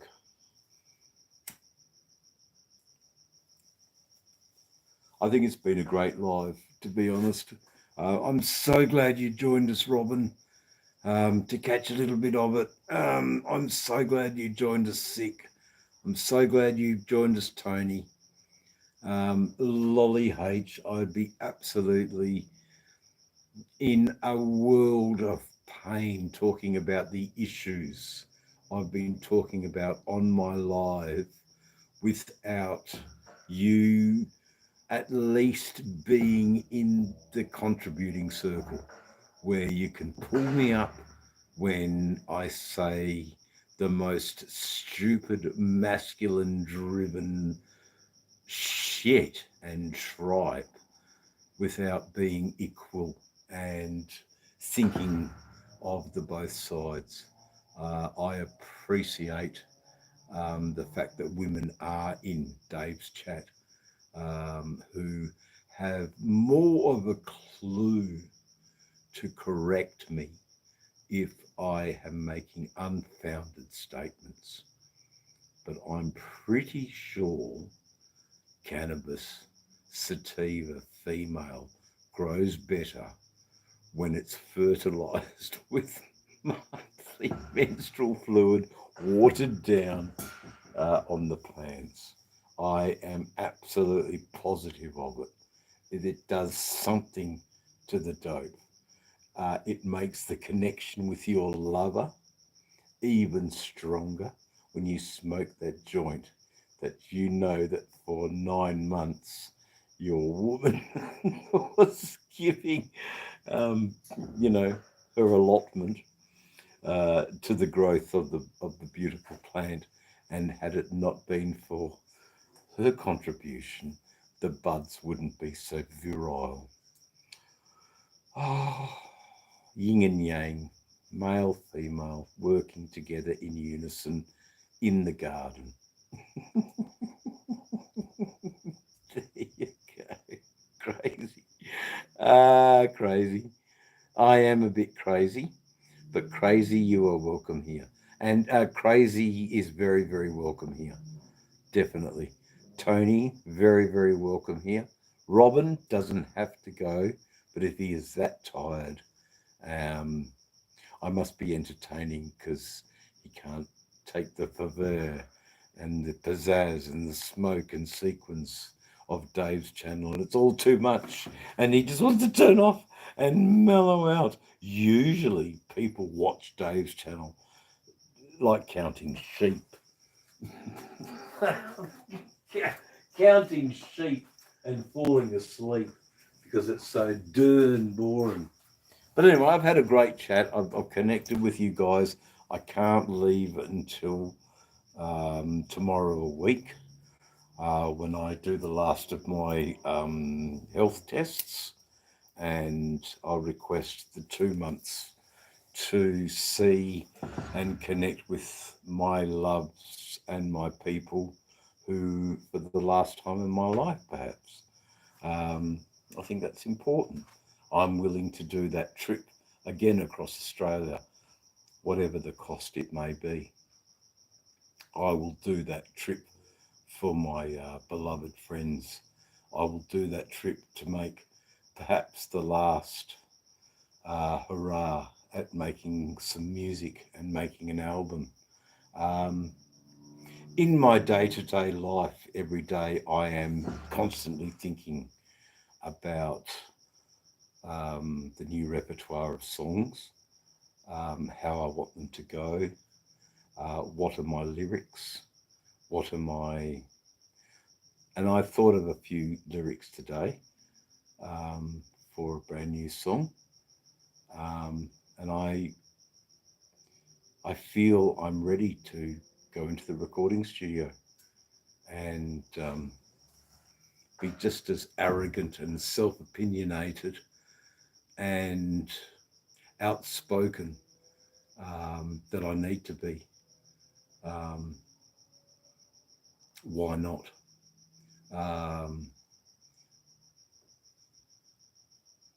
No, it's all right, Lolly. Like, you know, Lolly, it's cool, man. You know, I've come to peace with it. I'm okay with it. That's why it matters so much, because it may be well the last. Let's really work hard at getting some stuff down that we can, because look, although some of the last music that I did in the recording studio with my mate Ian was, I mean, you got to remember, we've been making music since 1992. That's when we formally made a pact to do Space Lemmings and Satanic Slaughter. Our song Satanic Slaughter was a direct response from watching Spinal Tap and making a piss take heavy metal song. I mean, 1992, my God, what do we have? Paradise City by Guns N' Roses, I think. AC/DC was If You Want Blood. I do believe Judas Priest was in there somewhere. Maybe it was Hellbent for Leather. hell bent for leather. But look, we definitely did a piss take of the big hair. Now, all of those musicians had stylists to correctly position their hair. We just had hair. Me and my mate Ian, we were all about hair. It was the longest hair I've ever had in my life. I think you can see a glimpse of that when I'm sitting on my Suzuki 850 in a couple of shorts. I think I've got this long hair anyway. Our abode was tentatively called the Hairy Hovel. We just weren't in for the big foam 70s and 80s hair. We just had hair. A lot of it.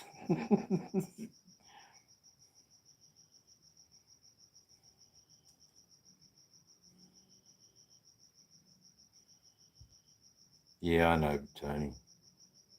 I know, Tony. Thank you, brother.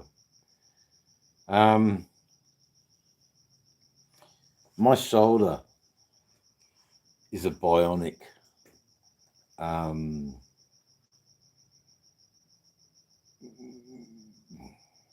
Miracle of modern medicine.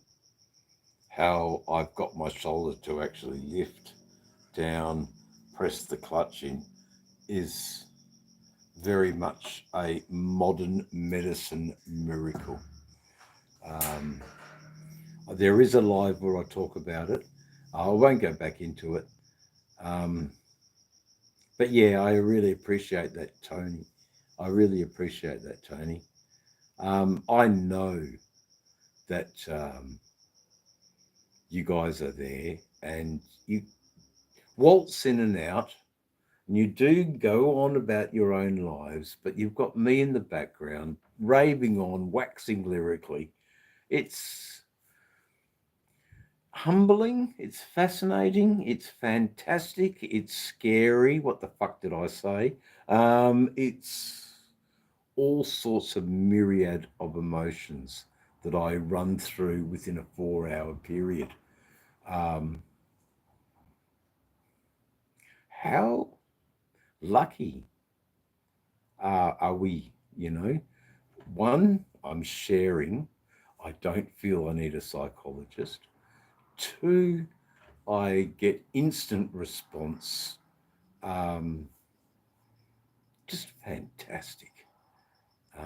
Absolutely fantastic. For the 31 likes, with the 7 people in the chat, I'm not trolled. Did anyone see any trolls in my chat tonight? I did not see one. There may have been, but they were just totally ignored. It works, guys. It's an intimate and lovely chat. We are able to talk about things, but it's a two-way thing. Without you responding, I can't respond, or nor do I want to. You know, so you respond, then I'm happy to reciprocate the chat further. Okay, yeah, okay. So there was a troll. You know, like, I don't get it anymore. I remember, Lolly, when poor old Frogzilla, you know, would come into a Dave's chat and have to place on the chainmail, you know, go to the armory, get the broadswords and the axe and the mace, and he had to carry the flask of hot oil. We were having so much difficulty with trolls, and they were loving being slaughtered in a medieval environment. Soon as I stopped doing that and highlighting their deaths in such a glorious manner, they showed up less and less. So I wasn't highlighting them as much. Now I just totally ignore them, and there is no food at all for the poor old troll. The poor old troll in Dave's channel will get trolled for not liking and subscribing and called out. Mind you, I don't want that sort of person on my channel. They're an idiot troll. It's been much better. It's been more civil. There isn't the P Daddy comments. There isn't, there's been some nice comments, where we've all contributed to just being human beings living now. And it isn't easy being human beings living now. But somehow, all I'm saying is, I am Dave. I am a human being living now. I support you if you support me. Let's talk about how we get through the next few years of being human beings in a world that doesn't want us to be human beings. And it's a tough gig, man. And we need each other more than ever. And thank Christ for YouTube to make us connect with the right people who support us, who I can support, who I care about, who I am invested in. I am very invested in Sick Bastard as a youth trainer, not a stupid person living in Gainesville because he got duped by a stupid woman. But I want much more for Sick. Sick has not finished. He mightn't be able to work anymore, but it doesn't mean he can't train and pass his skills on to young disadvantaged people that can make a career working outdoors. Now, in a place like Florida, they're always going to need arborists and landscapers. They get more and more, not cyclones, hurricanes, acts of nature that the rich people who, float all their money on the Bitcoin and so forth. And while they're still drawing an income from it, why not have these young, wonderful arborists and nature outdoor workers collect 100% from them?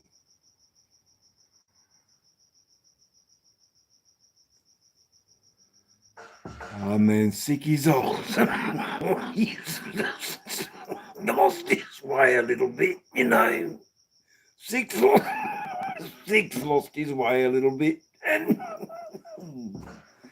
Dave's channel's just trying to tweak a few knobs, that's all. That sounds gay, but I'm just trying to tweak the dial. I'm dialing his fucking brain a little bit. That's not so gay.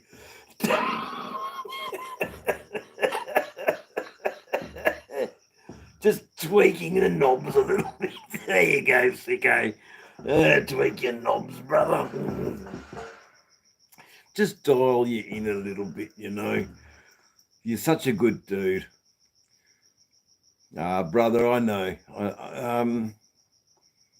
I loved how I ended leaving John's chat with, tell your family that you love them. Tell your people around you that you care and that you are loved and important. And, that's as true now as when I said it at the end of Retired Riders Live, There is a good reason why people call me a freaking legend, and I get it on YouTube land.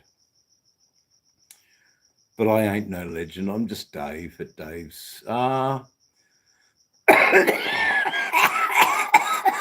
Right, I threw it away. There you go. See, no smoke in the hand. I threw it away.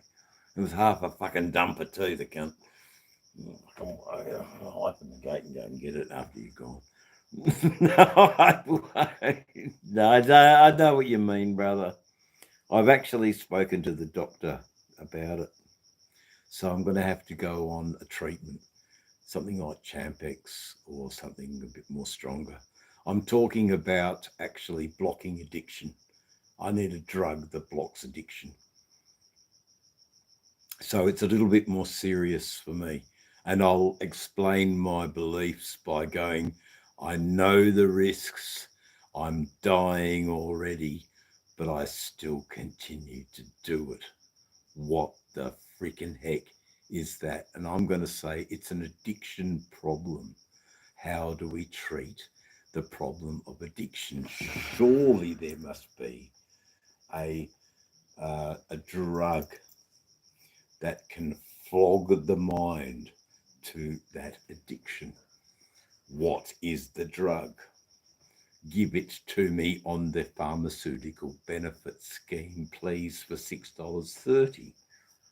I think it only takes 6 months to really be clear of nicotine. Now, 6 months, if I keep smoking, I don't think I'll make 6 months. So it's gone. I know, Lolly, you know, but then so is Frog, you know. Frog's our legend too, you know. Absolutely, you know. Like I said, Sick, you know, have a look at how to sell your idea to Forgotten Angels in the form of, I need to be an educator trainer.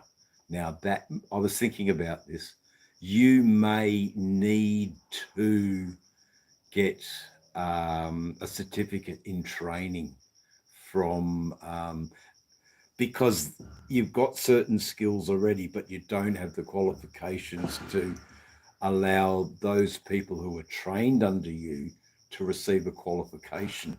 And ultimately, that's what you want to do. You want to give qualifications to the younger folks who then can go out into the labour market and earn a living at a higher rate of pay because they've been trained by a professional.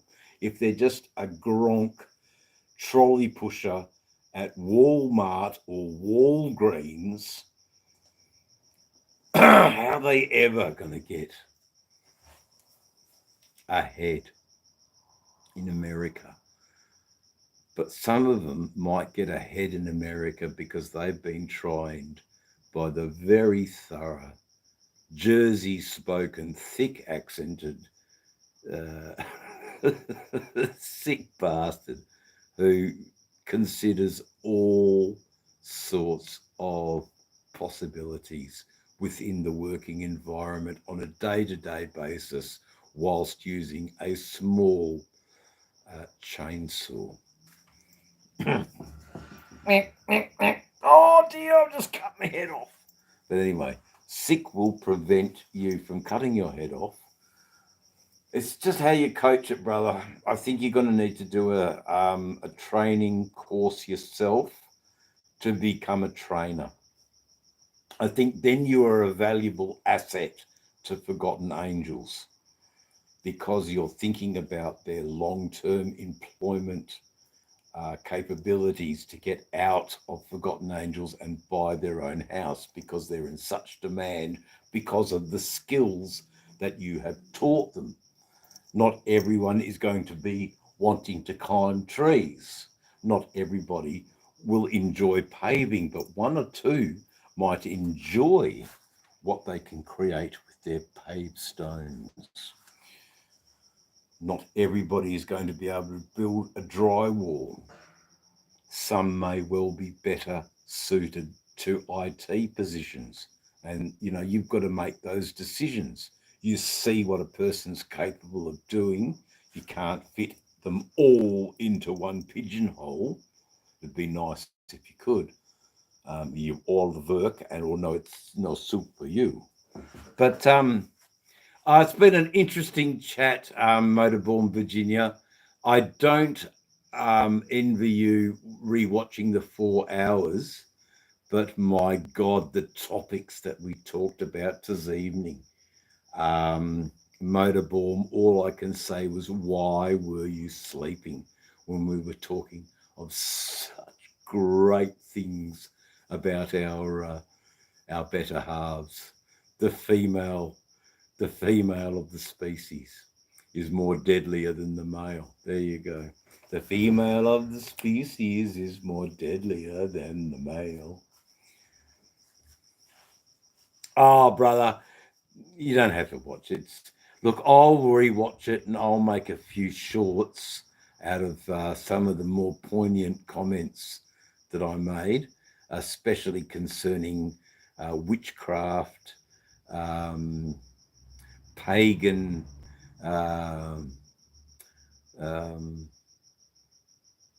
ritual, and the harvesting of menstrual fluid to fertilize your cannabis plants as an act of camaraderie to your partner, instead of, buying them Tampax, sanitary pads. You could revere in collecting that, so you can water it down and put it on your plants, and then in 9 months' time you can both share a nice joint and say, if it wasn't for your beautiful menstrual blood, the plants wouldn't have been so vigorous and therefore wouldn't have supported so much THC in the buds. And oh, baby, you must grow the best pot. And then that woman may not leave you as readily as women today leave, because there's no reverence in her cycle. There's no care. It's just, it's shunned, I think. And I think that's what I'm ultimately trying to say. So, Motorboom, it's all good. It's all fantastic. We've had an interesting chat with the world.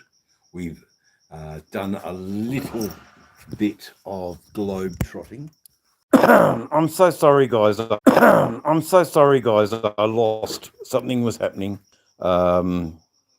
Good. No, it's all about appropriation, Motorboom. Appropriation. So I totally permit all of my YouTube community to rework my shorts, rework my videos, use what you can, my ideas, my philosophies, all of those things in your own work. I have no problem with that. You did not steal, you appropriated. So there's a word. I would appreciate if you instruct other YouTubers to appropriate from each other. I think it's a wonderful way of collaborating and sharing. But back to the globe. So I'm trying to look for you up here in the globe. St. Louis, Little Rock, Dallas, Jackson. I'm pretty sure that's Virginia there. Now, I could be wrong. I just need to know what the capital of Virginia is. Music stuff. Yeah, good. Okay. Yep. No, it's good, mate. I want you to play your own music over your... And to a large extent, you do.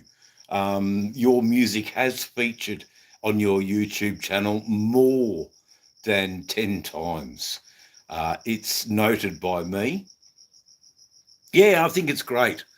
Hold on, you wrote something there. Norfolk. Where's Norfolk? Hold on, Norfolk. It's too small. I need a magnifying glass. They're the same one that we burnt the ants with when they come out of the nest and the sun's shining, and that's exactly what happened to my wrist. But that's exactly what we did, There you go. I'm glad you did. I'm glad, you're experimenting. I'm glad what some little part of my process in making YouTubing has actually influenced an American YouTuber. I mean, clink, clink, clink, clink, yeah. You know, that's worth celebrating and dancing to. An uneducated, well, not uneducated, I mean, that's not the right word because I am, but a novice at YouTubing, a novice at technology and all of this sort of stuff has been able to give a different perspective on how we can move forward in our YouTubing career. That is very humbling, Dean, very humbling indeed, and is not lost to me one bit. And sorry, Sick, but it's only a small little, look, I'm getting out tomorrow. It's a little one. I'm getting out tomorrow. It's only a little fucking matchstick. Isn't it funny? My friends have such an influence over me because I don't want to disappoint and I don't want to be disrespectful of their efforts of giving up smoking. I implore what Sick did, but then Sick was a lot sicker than I was, and I'm not as sick as he is. I've got the same cough, but it was not as bad. Oh, Motor, sorry, I missed your comment. Yeah, I don't, just stop bonging. Exactly. Or make a bong where you don't put ice in it, Sick, and you never clean it. There you go, and then I'll stop smoking. You can't do it either. Collaboration has always been the key. It's exactly right. Want to keep your ass here as long as possible. Yeah, I know what you mean, brother. I know what you're saying, Sick. I do. I really do. I know it's so hard. Tell him, Dave. No, I can't. I can't, Tony.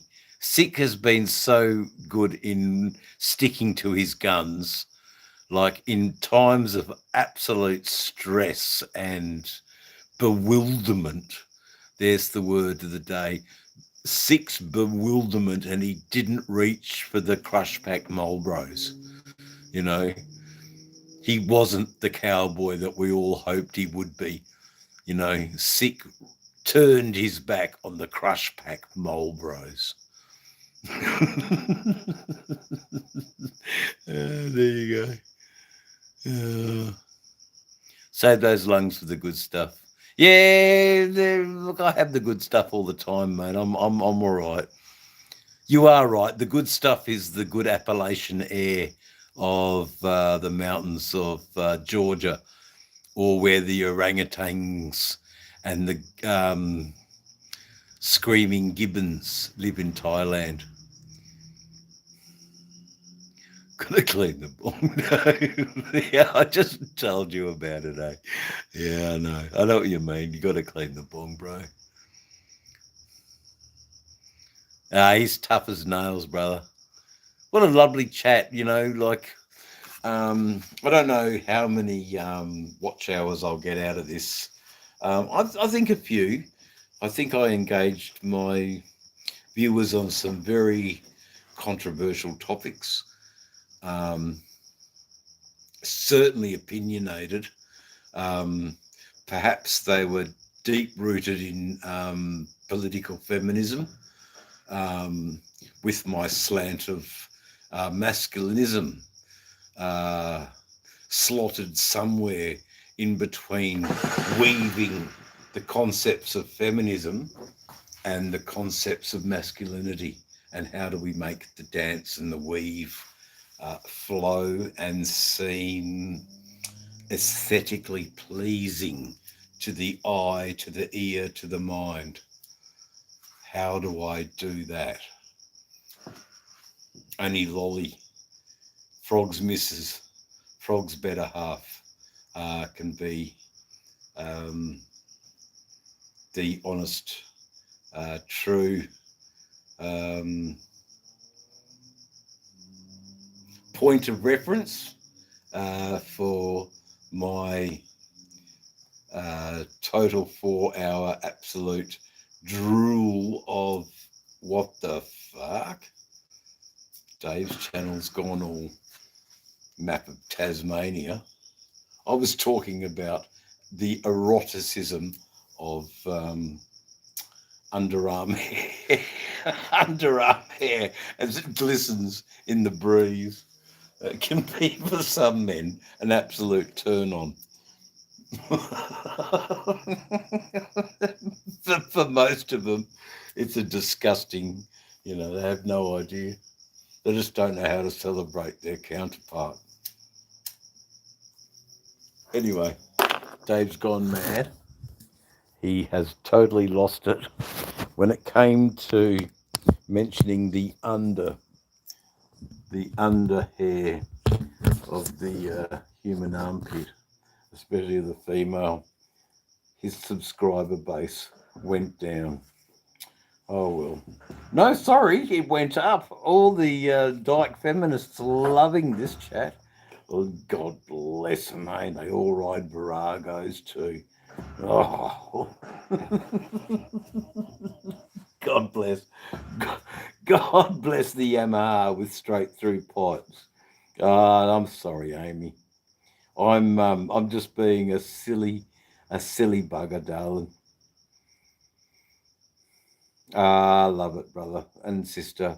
6 is just as important as you are, Amy. I love you women and I love you men. I think you're all fantastic human beings. Just some are worse than others and some are just stupid. There is a saying, damn boy, damn girl, you should have been swallowed.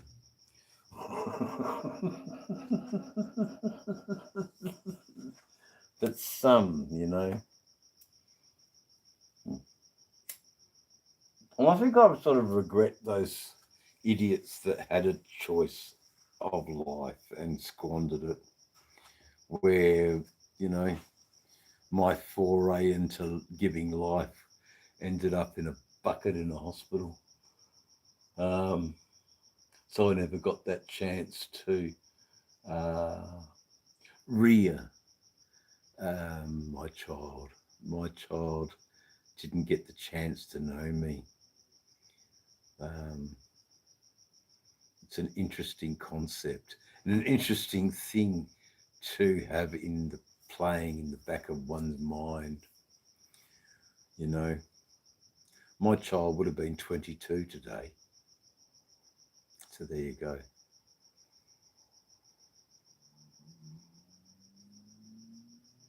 Yeah, I know, man. I do love it. Maybe not as hard as you, Sick, but definitely harder than most of the Australian population. I love playing in Uncle John's band. I love playing in the band. I love the jam outs that those guys can just conjure up out of nowhere. Sure, they have their Cajun rhythms. They have their unique style. But there's something that goes psychedelic too with the Dead. And I remember watching a couple of the shows that you posted about the Sphere, and I watched them, I think, for about 2 or 3 hours, and then I went to bed and I had the most craziest dreams after those visions of the dome and the Sphere were filling my brain and my serotonin receptors or whatever the hell that's in the frickin' brain, that the Grateful Dead have spoken to Timothy Leary at great lengths and gone, you need to do this image and that image and that, and then it relates to the song. And sure enough, it did, man. It blew me away. Why do I like the Dead? Why are they different from Pink Floyd? Why are they different from Black Sabbath? Bands I love equally, but there's something with the Dead, and I will never turn my back on Jerry Garcia's pedal steel guitar on his 19, whatever the fuck it was, early 70s version of Candyland or Candyman on American Beauty. Now, I'm no Grateful Dead aficionado, but Box of Rain, Sugar Magnolia. But really, if you're talking about American Beauty, poor old little Pigpen only had one song. And it was the prime and the beautiful cut of that whole album. They talk about Friend of the Devil, and but operator, can you help me? Can you help me, please? I don't have my name and I don't have a number. Couldn't you give it to me, please?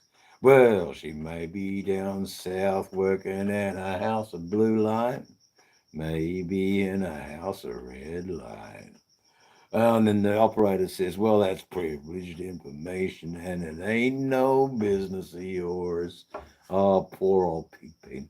Just wanted to connect with Mary Jane one last time. Oh, I know, Blue Sorella.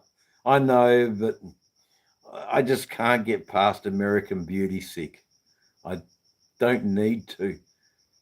American Beauty does it for me. And when Pigpen sings his love and yearn for his unrequited one-night stand that he never got to say goodbye to, you know, it's so fucking human sick that I love that poor old Pigpen needed to pen those notes down about not being able to say goodbye to his one night stand, drunken at the Alamo, or wherever the fuck they were when they played, you know. And Pigpen wasn't always lucky in love, you know. But one night he was lucky in love and he wrote that song. I think old Pigpen was as ugly as Janis Joplin, you know. They would have made a good pair, Pigpen and Janis Joplin. They could have been the rock god couple, you know. Pigpen and Janis Joplin. What do you think of that, sick? Pigpen and Janis Joplin. It's the super couple of the 70s. The Stevie Nicks and Lindsey Buckingham of rock. Standing on the Moon, Blue Sorella. That's an old comic. I think the community, not the community, but no, Mohammed, I can't be your grandfather. Sorry, we don't share the same culture. If you were an Australian, maybe you were called, Graham White. Perhaps I could consider it, but because you're called Mohammed Ibrahim, I can't be your grandfather. Robert, nice to see you. I've had 4 hours of a roller coaster ride. Robert, I've had 4 hours of a roller coaster ride. It's been an interesting chat. I'm just waiting for responses by aficionado deadheads that here in Australia have some officialdom about all things Grateful Dead. And here I am in the chat talking about Grateful Dead. So I need to watch my P's and Q's.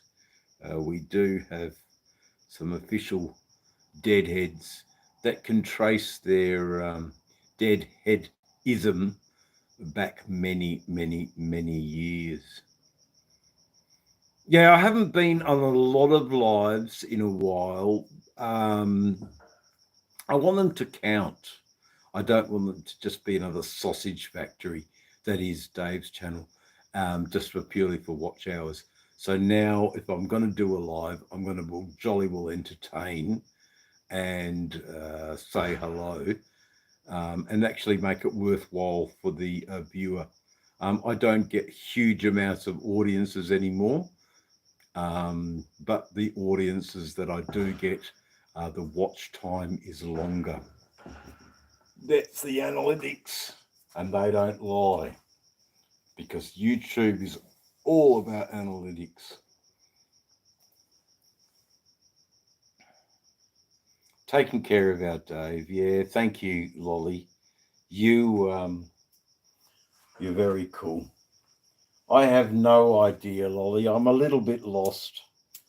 But you and Frog give me a little bit of hope in a bleak and dark, desolate world, that you've got to make it happen. You've got to make it happen, man. And Lolly H and the Frogzilla just give me a little bit of hope. I'm not saying I want what you've got, but what I'm saying is that the possibility exists to be happy. Yeah, brother, I'm just, sister, give my love to Frog. If it wasn't for Evil Rick's recommendation, I wouldn't have paid Frog any mind at all. But it was Evil just wrote me a message and said, Dave, Frogzilla is good people.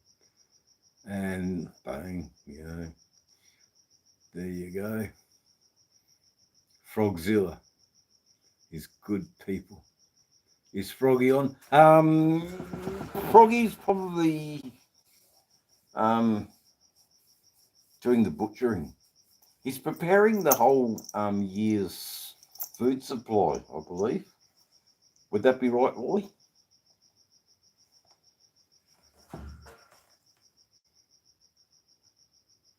Yeah, no, we love Evil Rick. Yeah, he's just really good people, man. And I'm happy to mention Evil, Rick's a really good people. Okay, let him sleep, because, he doesn't sleep much. Yeah, Frog's good people, man. We were devastated what happened. And we're devastated what happened to you, Lolly, OC was absolutely beside himself. Couldn't believe the arrogance of the Indiana police force. Compelled to do something. As we all are, man. We're all compelled to do something. I certainly did something. And I'm very, very proud of it. Very, very proud. Very, very proud I helped Sick go down to Forgotten Angels. He was very worried about going down there and being a burden. And, he can buy a couple of cases of beer, and he's as good as in. He didn't even need to do that. But the fact that he did shows the caliber of the gent.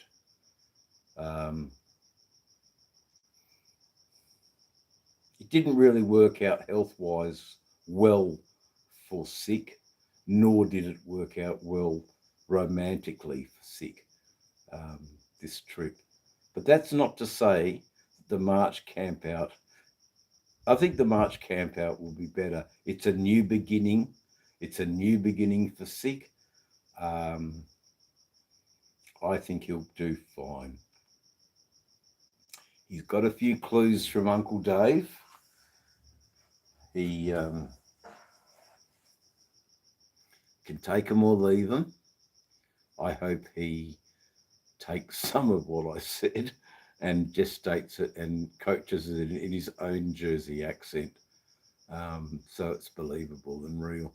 Because if he spouts exactly what I said, they would just say, this guy's been put up to this. No, he needs to think long and hard for the next 48 hours before he really reaches out to see, look, how do you say I'm in a really shitty situation? I need your help for a little bit. In exchange, can I please run some workshops? Can I please transfer some skills to your people? Can I please be housed for a little bit? I have no idea how he conveys that successfully to Cindy and David. I'm pretty sure Cindy and David are really good judges of character. They know Sick. They know he's not a cretinous fuck, but rather a generous and supportive human being.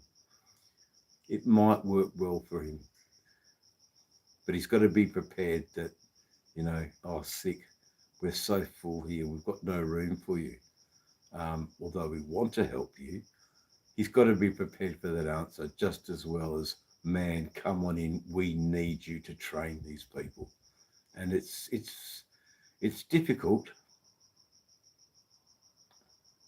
Yes. No, you were very lucky, Lolly. I'm glad you tell that story about the kiss the frog and you found your prince. You know, why not have the Cinderella story?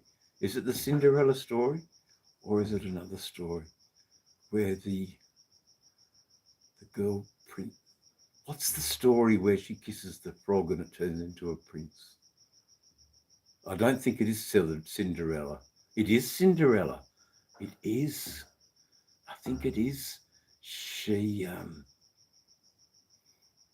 no, it's not Cinderella at all. Cinderella was a different story where the prince fitted the shoe onto the lowly servant girl who was Cinderella in the house of the affluent stepsisters, who all missed out because the shoe didn't fit, but it fitted Cinderella beautifully.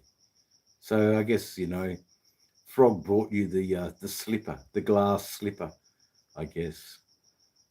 It's a wonderful story. It's a fairy tale story, Lolly. You're very beautiful to have lived it well for you. 5,000. Oh, 5,000. It's been a wonderful chat this evening. Nearly 4.5 hours of absolute drivel. However, not all of it's been drivel. A lot of it has been in a huge support for our fairer sex and perhaps why men aren't sticking with their partners anymore. And it's all too easy to go, I throw my hands up in the air because you're too hard to deal with. Ah, dear.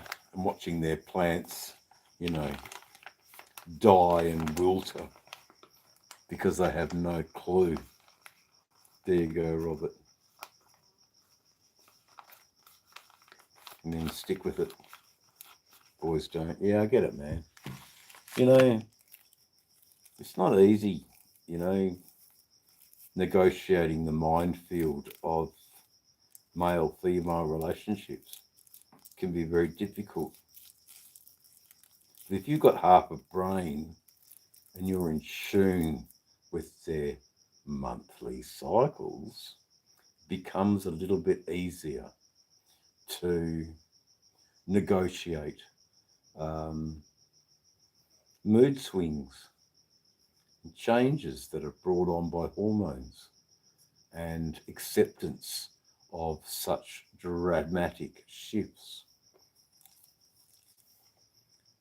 Then again, you know, maybe not all women are even in tune with that shit themselves. Therefore lies the problem. Anyway, hoo, ha, ha, ha. Thank you very much, chat. I'm sorry I've been so deep and meaningful, especially when I get into deep shit. I lose viewers. That's cool. but I always gain new viewers. I am so happy with how the chat's gone this evening. 4.5 hours is actually quite a long time that I'm going to need to rewatch this so I can pick out different segments for shorts. Accompanied by fun-loving criminals. Stick 'em up, punk. It's the fun-loving criminal. I love that stuff, you know. So there's some shorts I can make out of this live that I think I've touched on some really good issues. To thing, yeah, okay. Metaphorically, not the whole thing. That's all right, brother. Robert, it's been an interesting chat where I have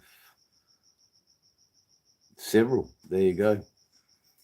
I've touched on a few things, you know, and Lolly's saying several things that you've touched on that are worthy of making some highlights out of. So it's worth a rewatch. I'll see how I go with my editing skills and my selection of said music. You know, when I'm talking about harvesting menstrual fluid, maybe I might go for Enya's Sail Away, Sail Away, Sail Away. Who knows? I've got no idea, but the irony, you know, won't be lost on many. Actually, probably will be lost on many. But I dig it. I think it's funny. But I'll probably go for some Pentangle or some very, very early English folk music with beautiful Sandy Denning or Ruth. What was her name? The wonderful singer from Pentangle. Beautiful singer. When she sung Willie O'Whispery. Oh, wonderful. Very entertaining chat. I hope so. I hope so, Tony. I will call it a day. I actually need to go to bed. I need to drink some water. I want to go to bed. I thank you all for being here, for joining me till the end. Pat yourselves on the back. Oh, Lolly. You haven't even slept and you've got to go to work. Oh, God, girl. Good night, 5,000 butterflies. You are a true friend. I appreciate you so much. Have a great day. Have a great night.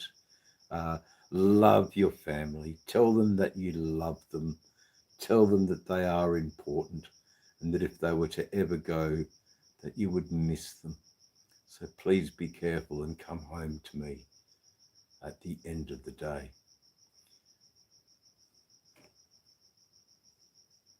Here's the day.